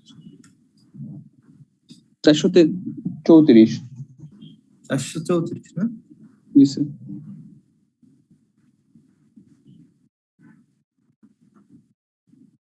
এই হচ্ছে প্রবলেমটা, দেখতে পাচ্ছেন? 3টা সেলস, তার প্রবাবিলিটি দেওয়া আছে, 2টা কন্ট্রিবিউশন হতে পারে 2 রকম, আবার ফিক্সড কস্ট হতে পারে 3 রকম, তারও প্রবাবিলিটি দেওয়া আছে প্রত্যেকটার ক্ষেত্রে। তো জয়েন্ট প্রবাবিলিটি বলতে বোঝাচ্ছে এইটা 3টাকে মাল্টি, কত সিচুয়েশন হতে পারে? 1 লাখ বিক্রি হতে পারে, তার সম্ভাবনা আমরা না যাই। 1 লাখ যদি বিক্রি হয় তাহলে কন্ট্রিবিউশন কত হবে? 7 হইতে পারে, 5 হইতে পারে স্যার। 7 লাখ। আগে একটা যাই, যদি 1 লাখ বিক্রি হয় তাহলে কন্ট্রিবিউশন হবে কত? 7 লাখ। আর ফিক্স কস্ট হবে কত? প্রথম অপশন 4 লাখ, 4.5 লাখ, 5 লাখ। প্রথম অপশনে আমরা আসি, কত? 4 লাখ। আমরা বিভিন্ন ভাবে করা যায় এটা। মেইন কথা হচ্ছে এখানে ম্যাট্রিক্স কয়টা? 3 2 3। তাহলে 3 মাল্টিপ্লাইড বাই 2 মাল্টিপ্লাইড বাই হচ্ছে আবার 3, 3 দুগুণে 6 আর 3 6 18। 18টা আপনাকে এই অপশন আসবে এখানে, 18টা ডিসিশন আসবে। 18টা আপনার ডিসিশন আসবে বা আসবে, অপশন আসবে আপনার এখানে। সো আমরা কি করছে, এরা যেটা করছে সেটা হচ্ছে আগে ফিক্সড কস্ট দিয়ে কাজটা করে নিয়েছে। ফিক্সড কস্টের 3টা অপশন দিয়ে 1 লাখের ক্ষেত্রে ফিক্সড কস্ট কেমন হতে পারে। সো 1 লাখ যদি আমাদের বিক্রি করি আমরা, 7 করে যদি কন্ট্রিবিউশন হয় তাহলে ফিক্সড কস্ট হয় 4 লাখ হবে, অথবা 4.5 লাখ হবে, অথবা 5 লাখ। বোঝা গেছে? সব ক্ষেত্রে 7 লাখ রাখছে। আর জয়েন্ট প্রবাবিলিটি কেমন? জয়েন্ট প্রবাবিলিটি হচ্ছে আপনার 7-এর হচ্ছে 30%, আর সরি প্রথমে 1 লাখের হচ্ছে 30%, কন্ট্রিবিউশন 7 হওয়ার সম্ভাবনা 50%, আর ফিক্সড কস্ট 4 লাখ হওয়ার সম্ভাবনা 20%। বোঝা গেছে? দেখাচ্ছে আবার এই যে 1 লাখ হওয়ার সম্ভাবনা 30% মাল্টিপ্লাইড বাই প্রবাবিলিটি হচ্ছে কন্ট্রিবিউশনের সম্ভাবনা 50%, আর 4 লাখ হওয়ার সম্ভাবনা 20। 20%। আপনি যখন এই ফিক্সড কস্ট দেখবেন তখন 3 আর 5 ঠিক থাকবে, এই 5 দিয়ে মাল্টিপ্লাই করবেন। আবার যখন আপনি এই 5 লাখ দেখবেন তখন 3, 5 এগুলো সব ঠিক থাকবে, তখন পয়েন্ট এইভাবে। এইভাবে আর কি আসবে ওটা। এই যে দেখেন 3, 5 সবসময় ঠিক আছে, 253 শুধু ফিক্সড কস্ট আমরা নিয়ে আসছি, শুধুমাত্র ফিক্সড কস্টে 253 এই 253টা আসছে 253। তাহলে আমরা 7 দিয়ে শেষ করলাম, 1,07,000। এবার 1,05,000 করে কন্ট্রিবিউশন হলে কি হবে? ফিক্সড কস্ট 3টা, বোঝা গেছে? জি স্যার। একইভাবে 80,000 দিয়ে, একইভাবে 60,000 দিয়ে। তো এইভাবে যদি আমরা চিন্তা করি, জয়েন্ট প্রবাবিলিটি অবশ্যই টোটাল 1 হতে হবে, এটা মনে রাখবেন, নাহলে অঙ্ক ভুল হয়েছে। হ্যাঁ, কত হতে হবে? 1। সেক্ষেত্রে এক্সপেক্টেড ভ্যালু 49,000। এই হচ্ছে একটা অঙ্ক, আপনারা বাসায় দেখবেন, যদি না বোঝেন আমি প্রত্যেকটা লাইন বোঝাই দেবো। আমার কাছে মেইন মনে হয়েছে যে ডিসিশন ট্রি পরীক্ষায় আসে, আমি ডিসিশন ট্রিটা একটু বোঝানোর চেষ্টা করি। প্রথমটা সহজ, পরেরটা আমারই মাথার উপর দিয়ে গেছে, তারপরে আমি বুঝাই দেওয়ার চেষ্টা করবো সহজ করে। ডিসিশন ট্রিতে যেটা বলছে, সিম্বল ওরা নিজের কথা নিজে ঠিক রাখা নাই। সিম্বল ওরা বলছে এই স্কোয়ার দ্বারা তারা বোঝাবে ডিসিশন পয়েন্ট। এখানে আপনাকে একটা সিদ্ধান্ত নিতে হবে, আপনি কি করবেন, either A or either B. Decision tree কখন লাগে আমি আগে বলে নিই, ডিসিশন ট্রি লাগে যেখানে জয়েন্ট প্রবাবিলিটি থাকে, অর্থাৎ অনেকগুলো অপশন, অনেকগুলো আউটকাম, এবং একটা আউটকাম আর একটা আউটকামকে এফেক্টেড করে পরবর্তীতে, মানে প্রিসিডিংটা সাবসিকুয়েন্টলি এফেক্ট করে। একটু প্রবাবিলিটি আরেকবার এই কলামটা বুঝাই দিবেন স্যার, একটু নেটের ডিস্টার্ব হয়েছিল, মিস হয়ে গেছে। কোনটা? প্রবাবিলিটি এটা? কলামটা স্যার। জি এটা জি যেটা স্যার। রেড কলাম, এটা জি জি স্যার। এটা হচ্ছে সেলসের প্রবাবিলিটি কত? 0.3। হ্যাঁ, 1 লাখের, ঠিক আছে? জি স্যার। আচ্ছা, কন্ট্রিবিউশন 7 এর প্রবাবিলিটি কত? 0.5। ওকে ওকে। এখন ফিক্সড কস্ট 4 লাখ এর প্রবাবিলিটি কত? 0.2। বুঝছেন এবার? হ্যাঁ বুঝতে পারছি। 4.5 লাখের ক্ষেত্রে। আচ্ছা, এটা বুঝলেন কিনা, ক্লিয়ার কিনা?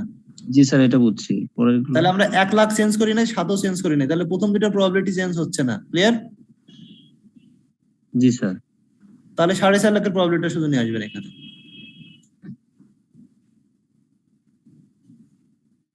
পয়েন্ট 5 বই আছে? জি স্যার, বুঝতে পারছি। বই আছে না আমি দেখাবো? জি স্যার, বই আছে স্যার। আচ্ছা, এখন আসেন, আমরা 1 লাখ চেঞ্জ করি নাই, 7ও চেঞ্জ করি নাই, তাহলে প্রথম দুটো প্রবাবিলিটি চেঞ্জ হবে না, লাস্টের 5 লাখের প্রবাবিলিটি কত? 0.3। পারবেন এখন? জি স্যার। ওকে, এইভাবে চলতে থাকবে। হ্যাঁ, পরেরটা দেখেন, আমরা 1 লাখ চেঞ্জ করি নাই, কিন্তু চেঞ্জ করছি কোনটা? 5 লাখ, এটা মানে ফিক্সড কস্ট কন্ট্রিবিউশন। চেঞ্জ করছে। এই দেখেন কন্ট্রিবিউশন 1 লাখ, প্রতি পিসে কন্ট্রিবিউশন হবে 5 করে। হ্যাঁ, তার টোটাল কন্ট্রিবিউশন কত হবে? 5 লাখ, ঠিক আছে? জি স্যার, বুঝতে পারছি। কন্ট্রিবিউশন হয় 7 হবে, নাহলে 5 হবে, প্রত্যেকটা অপশনে। হ্যাঁ, এইভাবে চলবে, না বুঝলে আবার পরে আমাকে আগামী ক্লাসে জিজ্ঞেস করবেন। হ্যাঁ, জি স্যার। আচ্ছা, স্কয়ার দ্বারা বোঝাবো যে ডিসিশন পয়েন্ট যেখানে আমাদেরকে কোন একটা decision either A or B আমাদের নিতে হবে। আর সার্কেল দ্বারা বোঝাবে প্রবাবিলিটি বা চান্স, যে পয়েন্টে আমরা কোন একটা চান্স, এটা হতে পারে আবার কি, যেমন ধরেন পজিটিভ হতে পারে, নেগেটিভ হতে পারে, সাকসেস হতে পারে, আবার কি ফেল হতে পারে। এটাকে বলা হচ্ছে আউটকাম পয়েন্ট। আর যেখানে আমাদের সিদ্ধান্ত নিতে হবে সেটাকে কি বলা হচ্ছে? Decision point. তাহলে দুইটা পয়েন্ট আমরা পাবো, তাই না? জি স্যার। যদি এরা কথা ঠিক রাখে নাই, কেন কথা ঠিক, এখানে কথা ঠিক রাখছে, দেখেন এই অঙ্কটার কথা ঠিক রাখে নাই তারা বলছে স্কয়ার আর সার্কেল। সার্কেলের মিনিং কি এটা হয় বাধ্যতামূলক? না, বাধ্যতামূলক না বলে তো দেখেন এখানে ইউজ করছে তারা, এটা থাকছে এই পয়েন্টে। না এখানে তো তারা সার্কেলকে বলে সার্কেল আউট, তারা এখানে ট্রায়াঙ্গেল কে বলছে ডিসিশন, আর সার্কেল এই স্কয়ারকে কি বলছে? আউটকাম। তার মানে স্যার আমরা ইচ্ছা মতো নিতে পারবো স্যার। রাইট।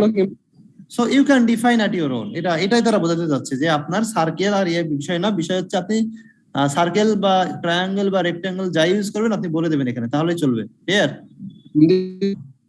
পয়েন্ট শুধু দুইটা থাকবে, একটা আইদার ডিসিশন পয়েন্ট অথবা কি outcome point. Clear? Sir even এমন হতে পারে যে আমরা এই পয়েন্টগুলো একই রাখলাম, কিন্তু ডিসিশন আর মানে সার্কেল সবগুলো সার্কেলই রাখলাম, কিন্তু ডিসিশনের সময় উপরে ডিসিশন লিখে দিলাম, এমন হতে পারে না স্যার? হতে পারে, তবে এটা একটু কমপ্লেক্স হয়ে যায়, এটা একটু আবার মানে একটু ভেগ বেশি চলে আসে। হ্যাঁ, ঠিক আছে। হতে পারবে না কেন, এটা আপনার কথা ঠিক আছে, হতে পারবে, কিন্তু সেই ক্ষেত্রে আপনাকে আবার খেয়াল করতে হবে কোনটা কোন পয়েন্ট, লেখাটা দেখতে হবে। হ্যাঁ, আর এত ঘিসি বিসির ভিতরে আপনি লিখতে পারবেন? না স্যার, ঠিক আছে স্যার। সেই ক্ষেত্রে আপনার বেটার দুইটা পয়েন্টের জন্য দুইটা সিম্বল ইউজ করা খুবই ভালো। ওকে জি স্যার। ওকে, তাহলে there is no clear cut definition whether we should use circle sign for decision point or outcome point. This depends on you, but you have to define clearly in the question, in your solution, in your answer. এখন আসেন আমরা কিভাবে করব, step গুলো কি? প্রথম step হচ্ছে আপনাকে যেটা করতে হবে, আপনাকে ট্রিটা আঁকাই নিতে হবে। ট্রিটা আঁকাইতে গেলে আপনি পুরো কোশ্চেনটা ভালো করে পড়বেন, আর কিন্তু ট্রি ভুল হয়ে যাবে। Draw the tree from left to right, শুরু করবেন লেফট থেকে, এই যে ট্রি আঁকাবেন, এইদিকে গেলাম, এইদিকে গেলাম, এইখানে গিয়ে আবার দুইটা হতে পারে, এইখানে গিয়ে আবার দুইটা হতে পারে। বুঝা গেছে? হ্যাঁ স্যার, টিরি আঁকাইতে গেলে তো আমাদের বুঝতে হবে আগে যে আমাদের কয়টা মানে ব্রাঞ্চ হবে। রাইট, তাহলে কোশ্চেনটা পড়তে হবে ভালো করে। জি স্যার। আর ডিসিশন ট্রি যদি ঠিক করে আঁকাইতে পারলে সমাধান ব্যাপার না, পারবেন সমাধান। ট্রিটা আঁকানো এটা টাফ। হ্যাঁ স্যার, আমরা যে আগে জয়েন্ট প্রবাবিলিটি করলাম ওটা থেকে ইনফরমেশন নিয়ে কি স্যার ডিসিশন ট্রি আঁকা যাবে? না, লাগবে না, সরাসরি পারবেন, ওই টেবিল লাগবে না, টেবিলের প্রয়োজনই হবে না। স্যার বলছি এখান থেকে করা যাবে কি স্যার? যেতে পারে, কিন্তু ট্রি করা যাবে না, ট্রি আপনাকে কোশ্চেন বুঝতে হবে। ওকে স্যার, আমাদের তো এখানে টেবিলে তো স্যার সব ইনফরমেশন দেওয়া আছে, তাহলে তো এখানে টেবিল লাগবে না, আমি দেখাচ্ছি, টেবিল লাগবে না, আমি দেখাচ্ছি। এর আগে করছেন ডিসিশন ট্রি? জি স্যার, করছিলাম। করছেন? জি স্যার। টেবিল ছাড়াই আমি দেখাই, টেবিল ছাড়াই দেখাই, কোথায় করছেন? স্যার অনার্স লেভেলে করছিলাম। আচ্ছা, ওটা ভুলে যান, ওটা মাথা থেকে ফেলে দেন। ঠিক আছে। এমবিএতে করেছি স্যার। এটাই ফ্রেশ ভাবে দেখেন, ফ্রেশ অ্যাটিটিউড নিয়ে দেখেন। Label the tree and relevant cash inflow outflow. আপনি ট্রিটার নাম দেন, বিভিন্ন পয়েন্টের নাম দিয়ে দেন, আর ক্যাশ ইনফ্লো আউটফ্লো রিলেভেন্ট গুলো শুধু দেখবেন। আর যদি কোনো দেখেন, ভবিষ্যতের কোনো কিছু দেখেন, তাহলে অবশ্যই প্রেজেন্ট ভ্যালু দেখতে হবে, এটা কোশ্চেনে দেওয়া থাকবে। আর যদি না থাকে অবশ্যই মনে রাখবেন প্রেজেন্ট ভ্যালু লাগবে। মনে করেন এটা বদমাইশি, মানে কি বলে, এটা বলা উচিত না টার্মটা, মনে করেন ইচ্ছা করে করলো কি, ফিক্সার ভ্যালু দিয়ে সঙ্গে আপনার ডিসকাউন্টিং ফ্যাক্টর দিল, আপনাকে জাস্ট গুণ মাল্টিপ্লাই টুকু করে নিতে হবে। মনে রাখতে হবে যদি ফিউচার ক্যাশ ফ্লো থাকে অবশ্যই সেটা কি থাকবে, প্রেজেন্ট ভ্যালু করতে হবে স্যার। Present value must. হ্যাঁ, হয়তোবা প্রেজেন্ট ভ্যালুটা দিলো না, আপনার কনসেপ্টটা চেক করার জন্য অ্যামাউন্টও বলে দিল, ডিসকাউন্টিং ফ্যাক্টরও বলে দিল, তখন আপনাকে কি করতে হবে, জাস্ট অ্যামাউন্টটাকে ডিসকাউন্টিং ফ্যাক্টর দিয়ে গুণ করে, এরকম অঙ্ক নাই কিন্তু এখানে, আমি বলে দিয়েছি সাবধানতার জন্য, এটুকু টেস্ট করতে পারে আপনি বোঝেন কিনা জিনিসটা। তাহলে প্রেজেন্ট ভ্যালু যেখানে দরকার সেখানে প্রেজেন্ট ভ্যালু লাগবে। এরপরে যেটা করবেন, সেহেতু প্রত্যেকটা পয়েন্টকে আমরা ইভ্যালুয়েট করব। এখানে লেখাটা আমার আসে নাই সেভাবে, নাকি আমি আনতে পারি, দেখি একটু আসছে। হ্যাঁ, খেয়াল করে দেখেন, আপনি ট্রি আঁকাবেন লেফট টু রাইট, কিন্তু যখন আপনি আনসার করবেন, ইভ্যালুয়েট করবেন, তখন তো রাইট টু লেফট আসবে। আমার কথা বোঝা গেছে? ফোরব্যাক। হ্যাঁ, রাইট ব্যাকে আসতে হবে আপনাকে। So evaluate the tree from the right to left, carrying out these two action. Expected value করবেন প্রত্যেকটা আউটকাম পয়েন্টে, এবং প্রত্যেকটা আউটকাম পয়েন্টে বেস্ট অপশনটা আপনাকে বেছে নিতে হবে প্রত্যেকটা ডিসিশন পয়েন্টে। তাহলে আউটকাম পয়েন্টে আপনি এক্সপেক্টেড ভ্যালু বের করবেন, এবং ডিসিশন পয়েন্টে আপনি এসে বেস্ট মানে দুইটার ভিতরে যেটা বেস্ট সেটা আপনাকে বেছে নিতে হবে। এরপর আপনি ম্যানেজমেন্টকে recommend best course of action. আমি একটা বোঝানোর চেষ্টা করি, বা দেখেন বোঝা যায় কিনা। তাহলে প্রথম স্টেপে ট্রি আঁকাবো, দ্বিতীয় স্টেপে আমরা রাইট টু লেফট ইভ্যালুয়েট করব, কিভাবে এক্সপেক্টেড ভ্যালু বের করব। এক্সপেক্টেড ভ্যালু বের করা আমি একটু আগে আমরা আলোচনা করলাম। এক্সপেক্টেড ভ্যালু বের করার নিয়ম, যতগুলো অপশন আছে, ভালো খারাপ যা কিছু আছে না কেন, বেস্ট ওয়ার্স্ট পজিটিভ নেগেটিভ, প্রত্যেকটার আউটকামের সাথে প্রত্যেকটার প্রবাবিলিটি গুণ করে প্রত্যেকটা অপশনকে যদি আমরা যোগ করে দিই, তাহলে আমরা কি পাই, এক্সপেক্টেড ভ্যালু, মানে অ্যাভারেজ একটা। ক্লিয়ার? এটা খেয়াল রাখতে হবে, একটা দিয়ে এক্সপেক্টেড ভ্যালু হয় না, ভালো মন্দ দুইটা দিয়ে এক্সপেক্টেড ভ্যালু হয়। তারপরে আমরা কি করব, ডিসিশন গুলো নেব প্রত্যেকটা ডিসিশন পয়েন্টে, তারপরে আমরা কোর্স অফ অ্যাকশন বলবো। এখন দেখেন একটু বোঝা যায় কিনা, একটা আমি দেখাচ্ছি যে কিভাবে এটা করা যেতে পারে। পুরো সিনারিওটাকে বোঝার চেষ্টা করবো যে কি হচ্ছে, তারপরে আমরা prepare a decision tree diagram to represent the above information for the management of the company, calculate the best course of action এই দুইটা মেইন কোশ্চেন। এটা তো বাস আপনার কিছু ভালো মন্দ দিক আছে। সো যদি আমরা প্রবলেমটা দেখি, আপনি আইডেন্টিফাই করে ফেলবেন যে খুব বেস্ট কোর্স অফ অ্যাকশন গুলো কি বা কিভাবে আমরা ট্রিটা আঁকতে পারি। ট্রিটা আমরা কিভাবে আঁকতে পারি দেখবেন। An oil company has recently acquired rights in a certain area to conduct surveys and geological test drillings may lead to extracting oil where it is found in commercially exploitable quantities. তার মানে বুঝতে পারছেন, তেল company তেল অনুসন্ধান করে তেল তোলার চেষ্টা করবে। তার মানে এখানে পাওয়া বা না পাওয়ার সম্ভাবনা থাকতে পারে, অপশন আছে, চান্স আছে, ভালো হওয়ার অপশন আছে, খারাপ হওয়ার অপশন আছে। আপনি চাইলে তেল উত্তোলন করতে পারেন, চাইলে খনিটা অন্যের কাছে বিক্রি করে দিতে পারেন, এরকম অনেক অপশন আপনি পাবেন। The area is already considered to have good potential for finding oil in commercial quantities. তার মানে এই এরিয়াতে তেল পাওয়া যায়, ভালো একটা চান্স আছে। At the outset, the company has the choice to conduct further geological tests to carry out a drilling program immediately. তার মানে কোম্পানি চাইলে জিওলজিক্যাল টেস্ট করতে পারে।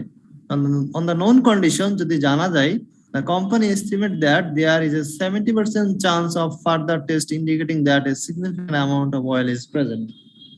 তারা এখানে আপনাকে বলে দিচ্ছে যে তেল থাকার সম্ভাবনা, significant amount of oil যদি আপনি টেস্ট করেন তাহলে significant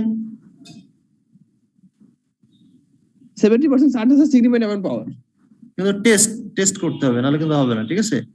টেস্ট করলে 70% চান্স আছে কি অয়েল পাওয়ার সম্ভাবনা। তাহলে না পাওয়ার সম্ভাবনা কত? 30%, তাই না?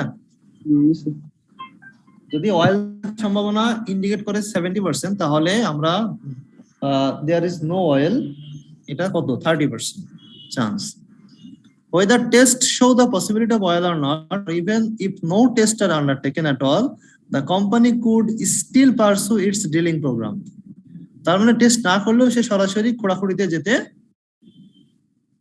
পারবে, তাই তো? ওকে, তাহলে তিনটা অপশন। নাম্বার 1 কি করতে পারে? টেস্ট করতে পারে। নাম্বার 2 কি করতে পারে? টেস্ট করবে না। তারপরেও কিন্তু ড্রিলিং করতে পারবে। টেস্ট না করলে কি করা যাবে? ড্রিলিং করা যাবে। আরো একটা অপশন আছে, সেটা কি? Alternatively consider selling its right to drill in the area. কোন থার্ড পার্টি, কোন অন্য কোন কোম্পানির কাছে কি করবে? বিক্রি করে দেবে। ওকে, তাহলে আমরা তিনটা অপশন পাচ্ছি এখানে।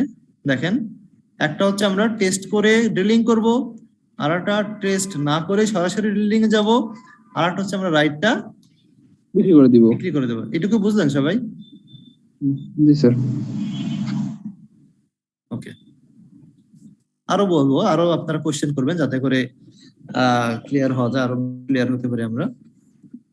Thereafter, however, if it carries out the drilling program, the likelihood of final success or failure in the search for oil is considered dependent on the foregoing stages. আগের স্টেজগুলোর উপর ডিপেন্ড করবে। জাস্ট দেখেন joint probability কেন আসছে এখানে, একবার probability বলেছে, আবার প্রবাবিলিটি, এই কারণে জয়েন্ট প্রবাবিলিটি সম্ভাবনা চলে আসছে এখানে। If the test indicated that oil was present, তাহলে আমরা টেস্টে চলে যাই।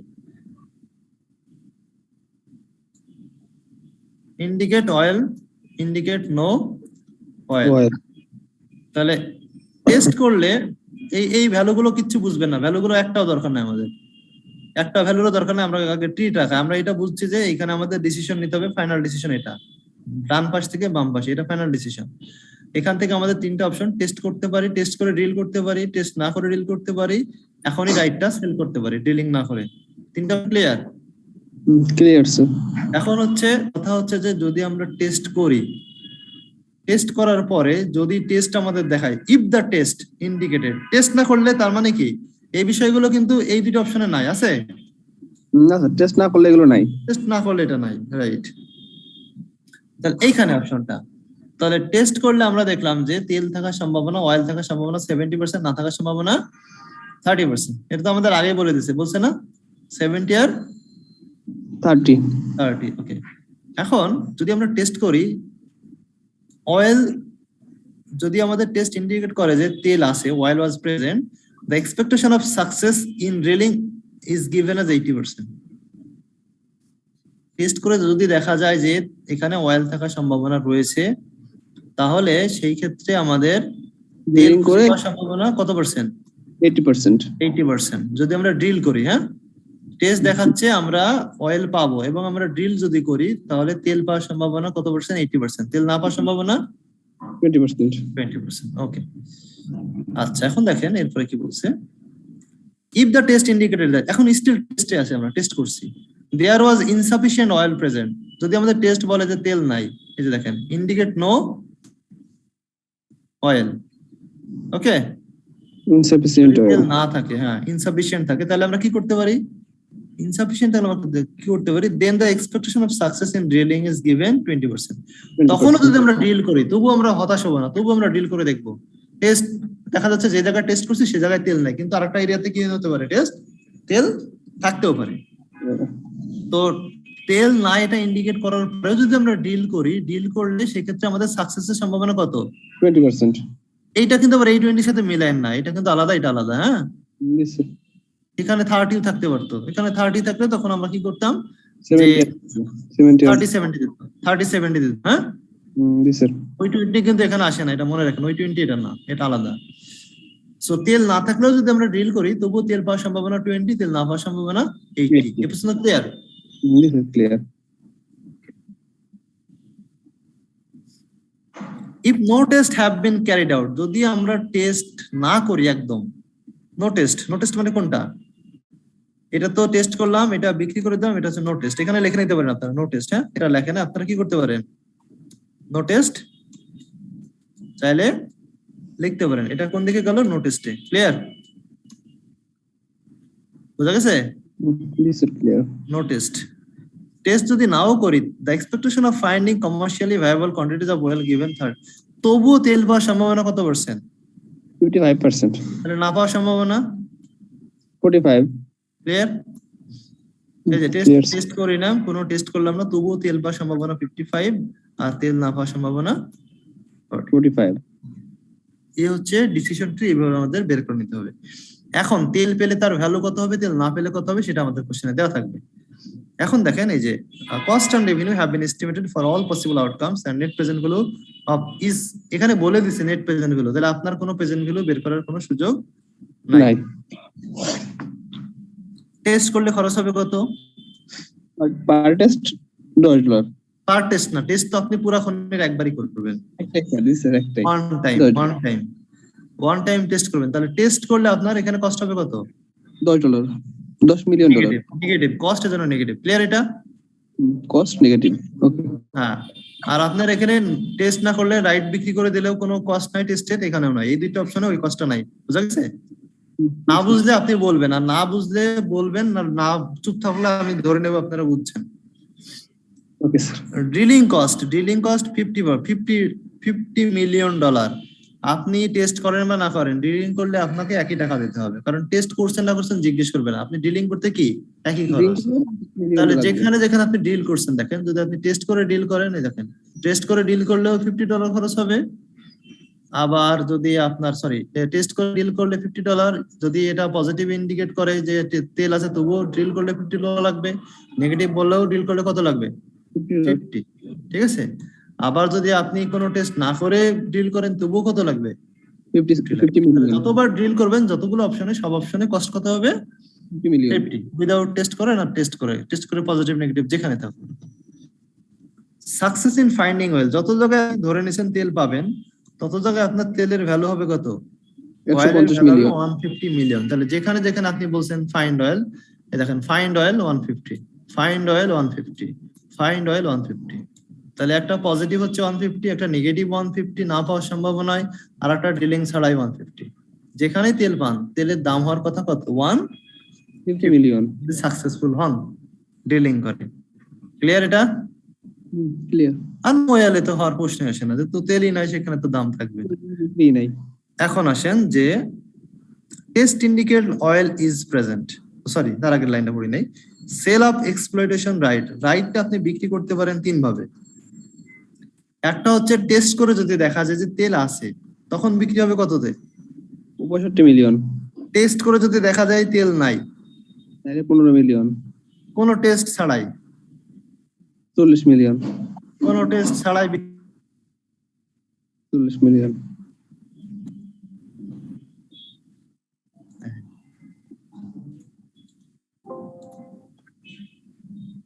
ফ্রিজ দেখেন, তাহলে কোন টেস্ট ছাড়াই যদি আমরা বিক্রি করে দিই তাহলে পাবো 40 মিলিয়ন। 40 মিলিয়ন। ওকে, আর টেস্ট করে যদি বিক্রি করি তাহলে দুইটা অপশন, যদি তেল থাকে এটা দেখায় তাহলে 65, তেল না থাকলে 15। এই দেখেন যখন আমরা টেস্ট করব, টেস্ট করে দুইটা অপশন, একটা হচ্ছে যে তেল আছে ইন্ডিকেট অয়েল আর ইন্ডিকেট নো অয়েল। এই ক্ষেত্রে যদি আমরা ড্রিলিং করি তাহলে তো ড্রিলিং করলে কি হবে আমি দেখাই দিলাম। ড্রিলিং না করে যদি আমরা কি করি, বিক্রি করে দিই। আমরা টেস্ট করে দেখলাম তেল আছে, তাহলে আমরা কি করতে পারি, ডিলও করতে পারি, বিক্রি করতে পারি। বিক্রি করলে কত পাবো? 65 মিলিয়ন। আর আমরা টেস্ট করে দেখলাম তেল নাই, তখন বিক্রি করলে কত পাবো? 15 মিলিয়ন। আর ডিল করলে তো আমরা আগেই বলে দিচ্ছি। স্যার তেল না থাকলে বিক্রি করছি কি স্যার? না, তেল না থাকবে না, তেল নাই না, টেস্ট আমাদের বলছে যে তেল থাকার সম্ভাবনা কি, এই যে ইনসাফিশিয়েন্ট, সিগনিফিকেন্ট অ্যামাউন্ট অফ অয়েল নাই। আপনি একটা জিনিস চিন্তা করেন, আপনি একটা খনি কিনছেন, খনি কেনার পরে আপনি যখন তেলটা পাবেন, তাই না, জি স্যার। তখন তো প্রাইসটা বেশি পাবেন। যখন আপনি দেখবেন যে তেলটা ইনসাফিশিয়েন্ট, তখন কি একদম জিরো পাবেন? কিছু তেল তো থাকবেই স্যার। এই যে বলছে দেখেন, আগে কিন্তু বলছে the area is ready already considered to have কি good potential for finding oil in commercial quantities. আপনি যদি 100 বিঘা জায়গা নিয়ে থাকেন তেলের জন্য, 100 বিঘার ভিতরে আপনি খুব বেশি হলে 5 জায়গায় যদি টেস্ট করেন, 5 বিঘা টেস্ট করছেন, তাই না? আরো তো এরিয়া বাকি আছে। তাহলে আপনি 95% এরিয়া টেস্ট করতে পারলেন না। তাহলে যদিও 5 জায়গা টেস্ট আপনাকে বলছে যে সিগনিফিকেন্ট তেল নাই, তেল কম, তার মানে তো এমন না যে 95% জায়গায় এরকমই হবে, হতে পারে, বাট কি নাও তো হতে পারে। এই জন্য তো প্রাইস 4 ভাগের 1 ভাগ, প্রাইস অনেক কম পাবে সেই ক্ষেত্রে। ক্লিয়ার? জি স্যার, ক্লিয়ার। এস্টিমেট, এগুলো আপনি বলতে পারেন আরো কম হতে পারে, জিরো, সেটা হতে পারে। দিস আর অল এস্টিমেট, কিন্তু এগুলো সব আনুমানিক। এবং হয়তোবা এই বিজনেসের প্যাটার্নটাই এমন, যদি আমরা টেস্ট করে না পাই তবু হয়তোবা অনেক সাকসেস স্টোরি আছে যে টেস্ট করে পাওয়া যায় না, পরে গিয়ে তারপরে তেল পাওয়া। হ্যাঁ, 20% আছে যে আমাদের না পাই, মানে যদি টেস্ট ফেলও হয় তাও 20% সম্ভাবনা আছে আমরা তেল পাবো। রাইট, হ্যাঁ, এটার কারণে প্রাইসটা একটু কম। তাহলে আবার যদি আমরা বলি ডিসিশন ট্রিটাকে আমরা সাম আপ করি, তাহলে আমরা দেখলাম যে এই কোম্পানি চাচ্ছে টেস্ট 3টা অপশন। একটা হচ্ছে আবার দেখাচ্ছি আমি 3টা অপশন। একটা কি বললাম যে বিক্রি করবে উইদাউট জিওলজিক্যাল টেস্ট সে কি করতে পারে, এই যে এখানে দেখেন, একটা হচ্ছে টেস্ট করবে, আর একটা হচ্ছে নো টেস্ট, আর একটা হচ্ছে সরাসরি কি রাইটটা বিক্রি করে দিবে। 3টা অপশন, টেস্ট করবে না, টেস্ট না করলে 2টা অপশন, সরাসরি ড্রিলিং এ চলে যাবে অথবা রাইটটা বিক্রি করে দেবে। আচ্ছা, তাহলে আমরা প্রবাবিলিটি গুলো বসালাম, যেটা না বুঝবেন বলবেন। আমি এখন ডান পাশ থেকে আসি যে কিভাবে এটা মূল্যায়ন করব। আপনাদের কোনো ভ্যালু নিয়ে কোশ্চেন থাকলে বলবেন। এখন আসেন, তেল পাওয়ার সম্ভাবনা 150 কে যদি আমরা 88.8 দিয়ে মাল্টিপ্লাই করি পাবো 120। এটা যেহেতু জিরো সেহেতু এটা কনসিডার করার দরকার না, এক্সপেক্টেড ভ্যালু দুইটা আসে যদিও, কিন্তু এখানে নো অয়েল এজন্য আসবে না। তাহলে এখানে আমরা পাচ্ছি 120 আর বিক্রি করে দিলে পাচ্ছি 65। এখন আপনাকে এইখানে ডিসিশন নিতে হবে, এটা হচ্ছে আউটকাম পয়েন্ট, এখানে রেজাল্ট আসছে। তাহলে আপনি বলেন স্যার 120 আর একটু 70 আর 50। আচ্ছা, শেখার চেষ্টা করলে অবশ্যই শিখতে পারবেন। যদি কেউ হতাশ হয়ে যান তাহলে কিন্তু পারবেন না, যে আমি বুঝছি না তাহলে হবে না, অবশ্যই বুঝবেন। 120 তেল পাওয়ার সম্ভাবনা কত পার্সেন্ট? 80%। 80 না পাওয়ার সম্ভাবনা 20%। তেল পেলে তার ভ্যালু কত হবে? 150। তাহলে 150 কে আপনি প্রবাবিলিটি দিয়ে গুণ করেন, তাহলে কি পাবেন? এক্সপেক্টেড ভ্যালু পাবেন না? যদিও দুইটা যোগ করার কথা ছিল, এখানে যেহেতু নো অয়েল আছে এটা দিয়ে পয়েন্ট টুকে গুণ করলে তো জিরো হয়ে যাবে। তাহলে 150 কে 0.8 দিয়ে মাল্টিপ্লাই করলে আমরা কত পাবো? 120। ক্লিয়ার? জি স্যার। জি যদি স্যার। তেল পাওয়ার সম্ভাবনা থাকে এবং ড্রিল করেন তাহলে আচ্ছা আপনি তেলের দাম এটা পেলেন আর ড্রিল করতে খরচ হবে কত 50 মিলিয়ন 50 মিলিয়ন তাহলে আপনার নেট হাতে থাকবে কত 70 মিলিয়ন আচ্ছা ড্রিল করলে এই অবস্থা হবে এবং তেলের সম্ভাবনা আছে তাহলে বিক্রি করলে কত পাবেন 65 কোনটা ভালো 70 না 65 হ্যাঁ 70 স্যার 70 তাহলে এখানে ডিসিশন কোনটা হলো ড্রিল না সেল রাইট বিল ড্রিল যেটা ডিসিশন হলো সেটাকে আপনি ডাবল বার দিয়ে ক্রস করে দেবেন দেখছেন ডাবল বার জি স্যার এই যে এরকম বলবেন স্যার আরেকবার একটু স্যার এরকম সাইন দিবেন এই যে পথ টু ফলো দেখছেন পথ টু ফলো হ্যাঁ তার মানে আপনি অন্য সাইনও চাইলে ইউজ করতে পারেন হ্যাঁ পথ টু যে path to follow which path you have to follow কোনটা বুঝেন নাই বলেন প্লিজ 70 টা একটু নেট কানেক্ট ডিসকানেক্ট হয়ে গেছিল 120 পর্যন্ত বসছি স্যার মানে এরপরে সেল রাইট পয়সা ড্রিলিং কস্ট কত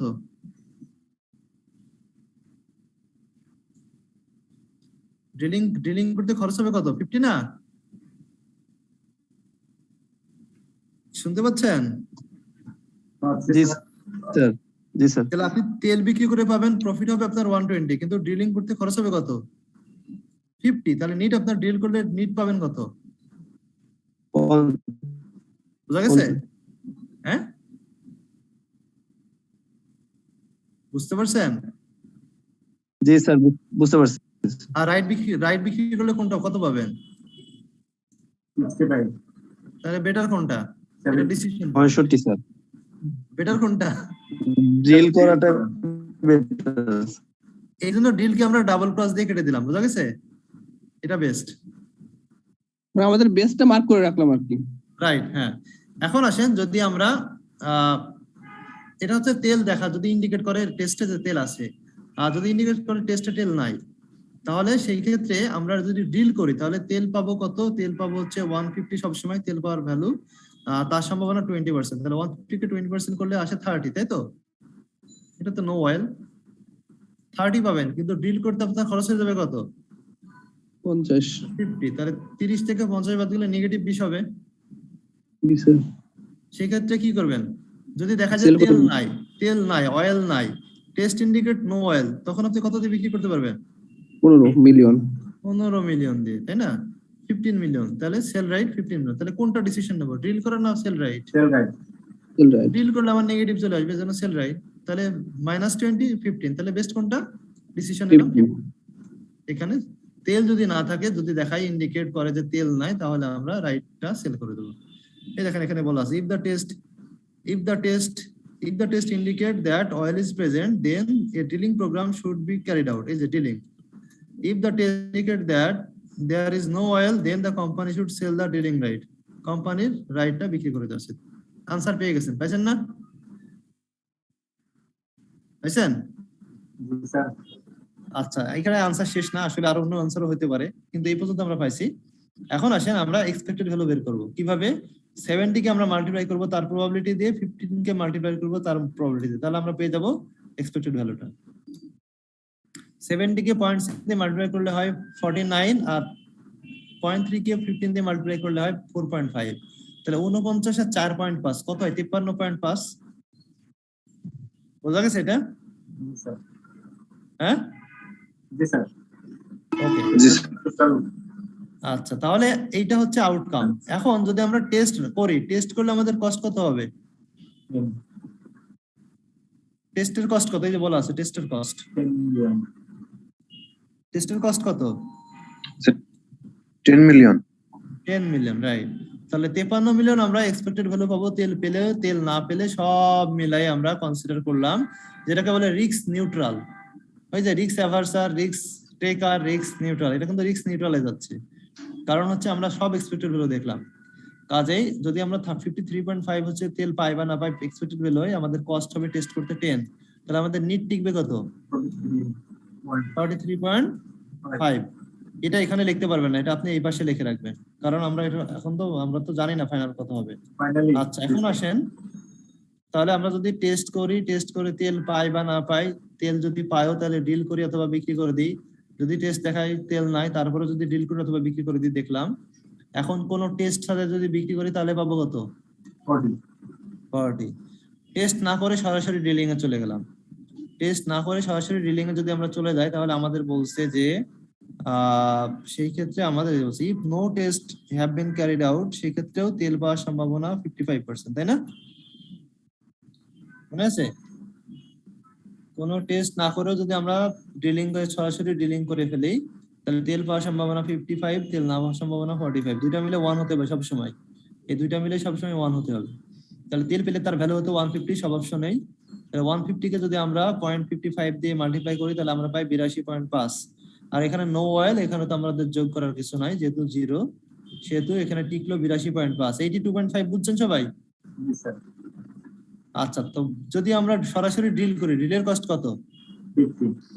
তাহলে 82.5 থেকে তেল বিক্রির টাকা থেকে আমরা যদি 50 বাদ দিই তাহলে টিকবে কত? 32.5। এরা লেখেন, আপনারা লিখবেন তিনটা বাহুর উপরে, তিনটা রেখার, তিনটা স্ট্রেট লাইনের উপরে লিখবেন। এই স্ট্রেট লাইনের উপরে লিখবেন 32.5, এটার উপরে তো 40 লেখার কিছু নাই, আর এখানে 43.5। তাহলে সব থেকে এক্সপেক্টেড হলো হাইয়েস্ট হলো কোনটা?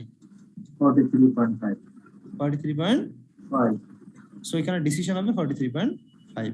তাহলে টেস্ট করাটাই বেটার। টেস্ট করব ক্রস, মানে ডাবল ক্রস দিয়ে দেন, ডাবল বার দিয়ে দেন। তাহলে টেস্ট করব, টেস্ট করে যদি তেল দেখায় তেল আছে তাহলে ড্রিল করব, টেস্ট করে যদি দেখায় তেল নাই তাহলে বিক্রি করে দেব। রাইটটা, এইটা হচ্ছে ফাইনাল ডিসিশন। এই অপশনে আমাদের এক্সপেক্টেড ভ্যালু হায়ার হবে if the company is a risk neutral. আর যদি আপনি রিস্ক টেকার হতেন তাহলে এত কষ্ট কেন করবো? এত কষ্ট করে 43.5 পাই, তাহলে আমি কি করতাম? টেস্ট করে যখন দেখলাম তেল আছে আমি বিক্রি করে দিলাম। রাইটটা 65 আরো বেটার পাইতাম। বুঝা গেছে? এটা কিন্তু ড্রব্যাকস আছে, দুর্বলতা আছে। এখন অঙ্কটা বুঝলেন কিনা বলেন? যেইটা বলে বুঝবেন, বুঝেন না সেটা আমি ভ্যালুটা আবার এক্সপ্লেন করব।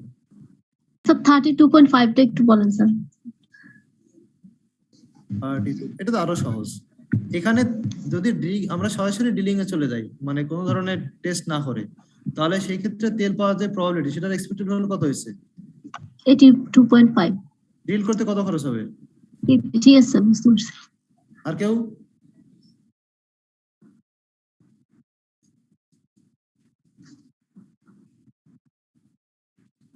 স্যার হ্যাঁ, কোশ্চেনটা কি স্যার? কোশ্চেনটা দেখবেন। না স্যার, আপনি কোনো কোশ্চেন করেছেন মনে হয়। আমি কোশ্চেন, মানে আপনি কোনো কোশ্চেন করেছেন কিনা আমাদের কি? না আপনাদের কোনো কোশ্চেন আছে কিনা এটা জানতে চাচ্ছেন? এখানে কোনো কোশ্চেন নাই স্যার। ওকে, তাহলে আমাদের ডিসিশন হলো যে আমরা টেস্ট করব, টেস্ট করে যদি আমরা তেল পাই তাহলে আমরা ড্রিল করব, আর যদি আমাদের টেস্ট দেখায় তেল নাই তাহলে আমরা এটা সেল করে দেব। রাইটটা, এই হচ্ছে আমাদের ডিসিশন। সেই ক্ষেত্রে এক্সপেক্টেড গুলো হাইয়েস্ট হবে। আমাদের অ্যাডভাইস আমরা বলে দিলাম, আমাদেরকে জিওলজিক্যাল টেস্ট করা উচিত। টেস্ট যদি ইন্ডিকেট করে অয়েল আছে তাহলে আমরা এটা ড্রিল করব, টেস্ট যদি ইন্ডিকেট করে আমাদের তেল নাই তাহলে আমরা এটা সেল করে দেব। This strategy will maximize the expected return at 43.5 million. এখন আমাদের বলছে এ আর বি এর আনসার একসাথে হয়ে গেল। এতে আমাদের ডিসিশন ট্রি করতে বলছে, বি তে আমাদের ডিসিশন দিতে বলছে, দিয়ে দিলাম ডিসিশন।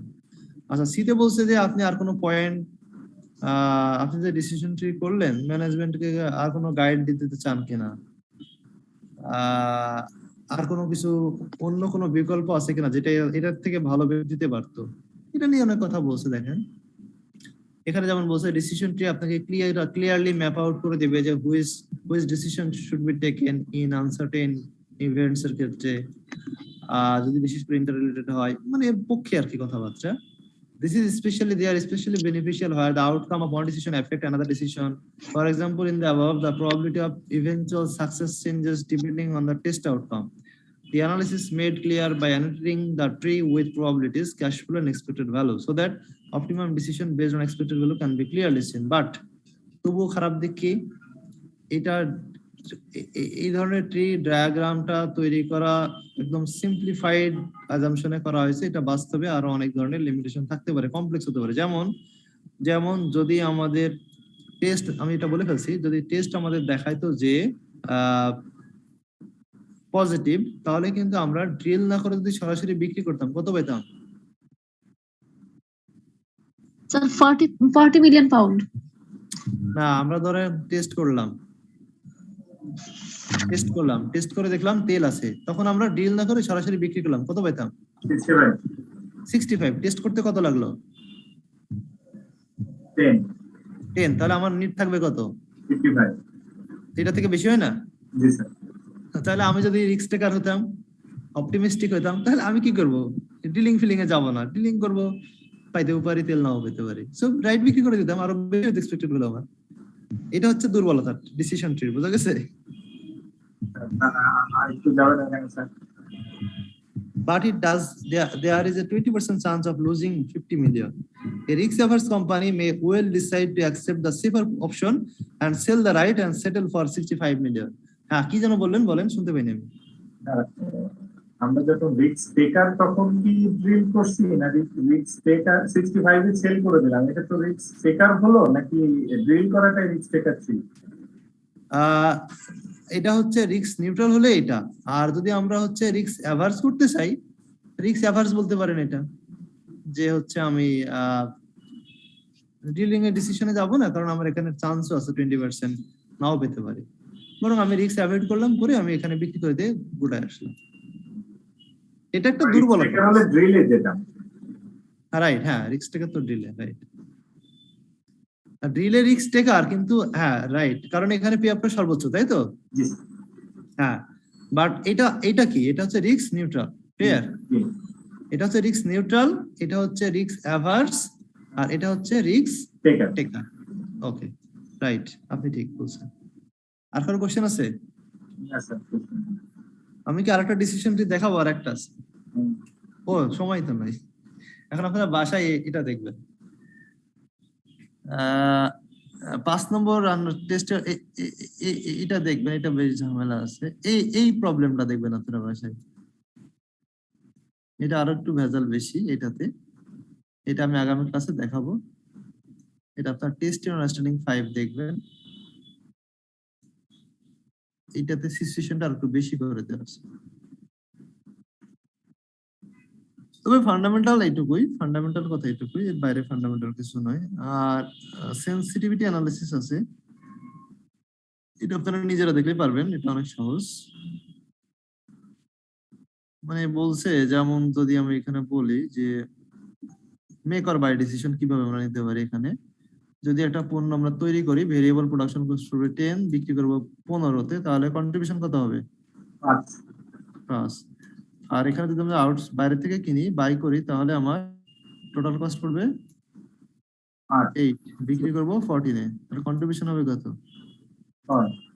6। কোনটা ভালো? না ভালো। কেনা ভালো, কারণ এখানে কন্ট্রিবিউশন বেশি। তাহলে সেনসিটিভিটি বলতে বোঝাচ্ছে যে আমি কখন এই ডিসিশনটাকে রিভার্স করব, কি পরিমাণ চেঞ্জ হলো। তাহলে কি পরিমাণ চেঞ্জ হলে, এটা 5 আছে, এটাও কত হতে হবে? কমপক্ষে মোর দ্যান 5 বা তার বেশি। কম। বুঝিনি। বেশি আছে বলে তো আমি বাই ডিসিশন নিলাম। আমি কখন মেড ডিসিশন নেব? যখন এখানে কন্ট্রিবিউশন কি হবে? 5 বা তার কম হয়ে যাবে। তাহলে এখন বর্তমানে আছে কত? 1, তাহলে সরি 6 আছে, 1 কমলে এখানে কত হবে? 1 কমলে এটা 5 হয়। 1 এই 6 এর কত পার্সেন্ট? 66.667% হবে, মানে 17%। এভাবে দেখতে পারেন আপনারা। আরো সহজ যদি করতে চাই, তাহলে যদি এটা প্রুভ করতে চাই যে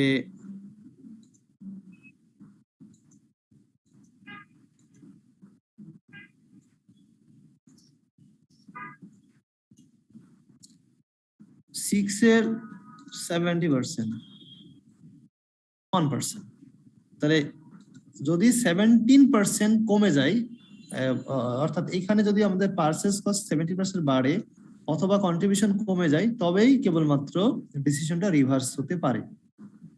If the external purchase price rose by more than 70%, the original decision would be reversed. এটাকে বলছে সেনসিটিভিটি, যে কোন সিচুয়েশনে কি আমরা হচ্ছে এটা চেঞ্জ করতে পারি ডিসিশন। এটা কি বোঝা গেল কিছুটা? হ্যাঁ, বুঝতে। এটা বেশ সহজ একটা জিনিস, আপনারা এটাও দেখতে পারেন। এখানে বলছে যে আমরা অঙ্কটা এরা করে দিছে, যেমন এটা বাসায় দেখবেন। এখানে লস পুর কন্ডিশন হলে আপনার লস হবে 20, গুড কন্ডিশন হলে লস হবে 40। প্রবাবিলিটি দিয়ে যদি এক্সপেক্টেড ভ্যালু করি আমরা 20 মাল্টিপ্লাইড বাই 0.4 নেগেটিভ 20 যেহেতু লস, আর 60% হচ্ছে 40 প্রফিট হওয়ার সম্ভাবনা, এক্সপেক্টেড ভ্যালু 16। তাহলে এক্সপেক্টেড ভ্যালু যদি 16 হয় তাহলে আমরা যেহেতু পজিটিভ সেহেতু আমরা ডিসিশনটা অ্যাকসেপ্ট করব, এটা অ্যাকসেপ্ট করব এই সুযোগটা। বলছে যে কি পরিমাণ লস হলে আপনি ডিসিশনটা রিভার্স হতে পারত। Suppose the likely loss if result আর এটা প্লাস 16 হলো কি করে স্যার? ও বুঝতে পারছি, এটা minus expected value, loss expected value দিয়ে, হ্যাঁ 4 দুগুণে 8 নেগেটিভ আর হচ্ছে 4 ছক 24 পজিটিভ, 24 থেকে 8 বাদ দিলে কত হবে? 16 হবে না? তাহলে যদি আমাকে ব্রেক ইভেন করতে বলছে, ব্রেক ইভেন হলে আমার এক্সপেক্টেড ভ্যালু কত হইতে হবে? 0। ব্রেক ইভেন মানে কি? যেখানে আমার কি হবে? এক্সপেক্টেড ভ্যালু 0 হয়ে যাবে, 0 হয়ে যাবে। দেখেন এটা আপনারা পারবেন। তো বলছে যে লস কত হলে এক্সপেক্টেড ভ্যালু 0 হয়ে যাবে। এখানে লসটাকে এল ধরছে, ধরে প্রবাবিলিটিটা বসায় দিয়েছে, খালি লসের জায়গায় এল ইকুয়েশনটা, জাস্ট লসের জায়গায় এল দিয়ে 40%, 60%, 40% প্রফিট ঠিক থাকবে, প্রবাবিলিটি ঠিক থাকবে, প্রবাবিলিটি থাকবে, শুধু লসটা এল বসান। বসায় এক্সপেক্টেড ভ্যালু এখানে 16 আছে, এখানে 0 করে দিন। এক্সপেক্টেড ভ্যালু 0 হলে 40% লস হওয়ার সম্ভাবনা, 60% প্রফিট হওয়ার সম্ভাবনা। তো এল এর ভ্যালু কত? এল এর ভ্যালু আপনি পাবেন -60। বর্তমানে এল এর ভ্যালু কত আছে? 20। তার মানে আর কত বাড়লে লস আর কত বাড়বে? 40। বর্তমানে 20 আছে, লস 60 হলে আপনার ব্রেক ইভেন হয়ে যাচ্ছে, তাহলে কত বাড়তে হবে? আরো 40। তার মানে বর্তমানে আছে 20, আরো 40 বেড়ে 60 তে গেলে না আপনার ব্রেক ইভেনে যাবে। তখন না ডিসিশনটা আপনি চেঞ্জ করবেন। এই জিনিসগুলো আপনারা দেখতে পারেন, বেশ সহজ জিনিস, এটা দেখেন বাসায় দেখেন, আমি আগামী ক্লাসে বাকি অঙ্কগুলো দেখবো। হ্যাঁ, আজকে আমাদের টাইম ওভার হয়ে গেছে, শেষ করলাম। হ্যাঁ জি স্যার, থ্যাংক ইউ। ঠিক আছে, সবাই ভালো থাকবেন। আপনাকে অনেক ধন্যবাদ স্যার। আসসালামু আলাইকুম স্যার। ওকে, ওয়ালাইকুম আসসালামু আলাইকুম স্যার। আসসালাম।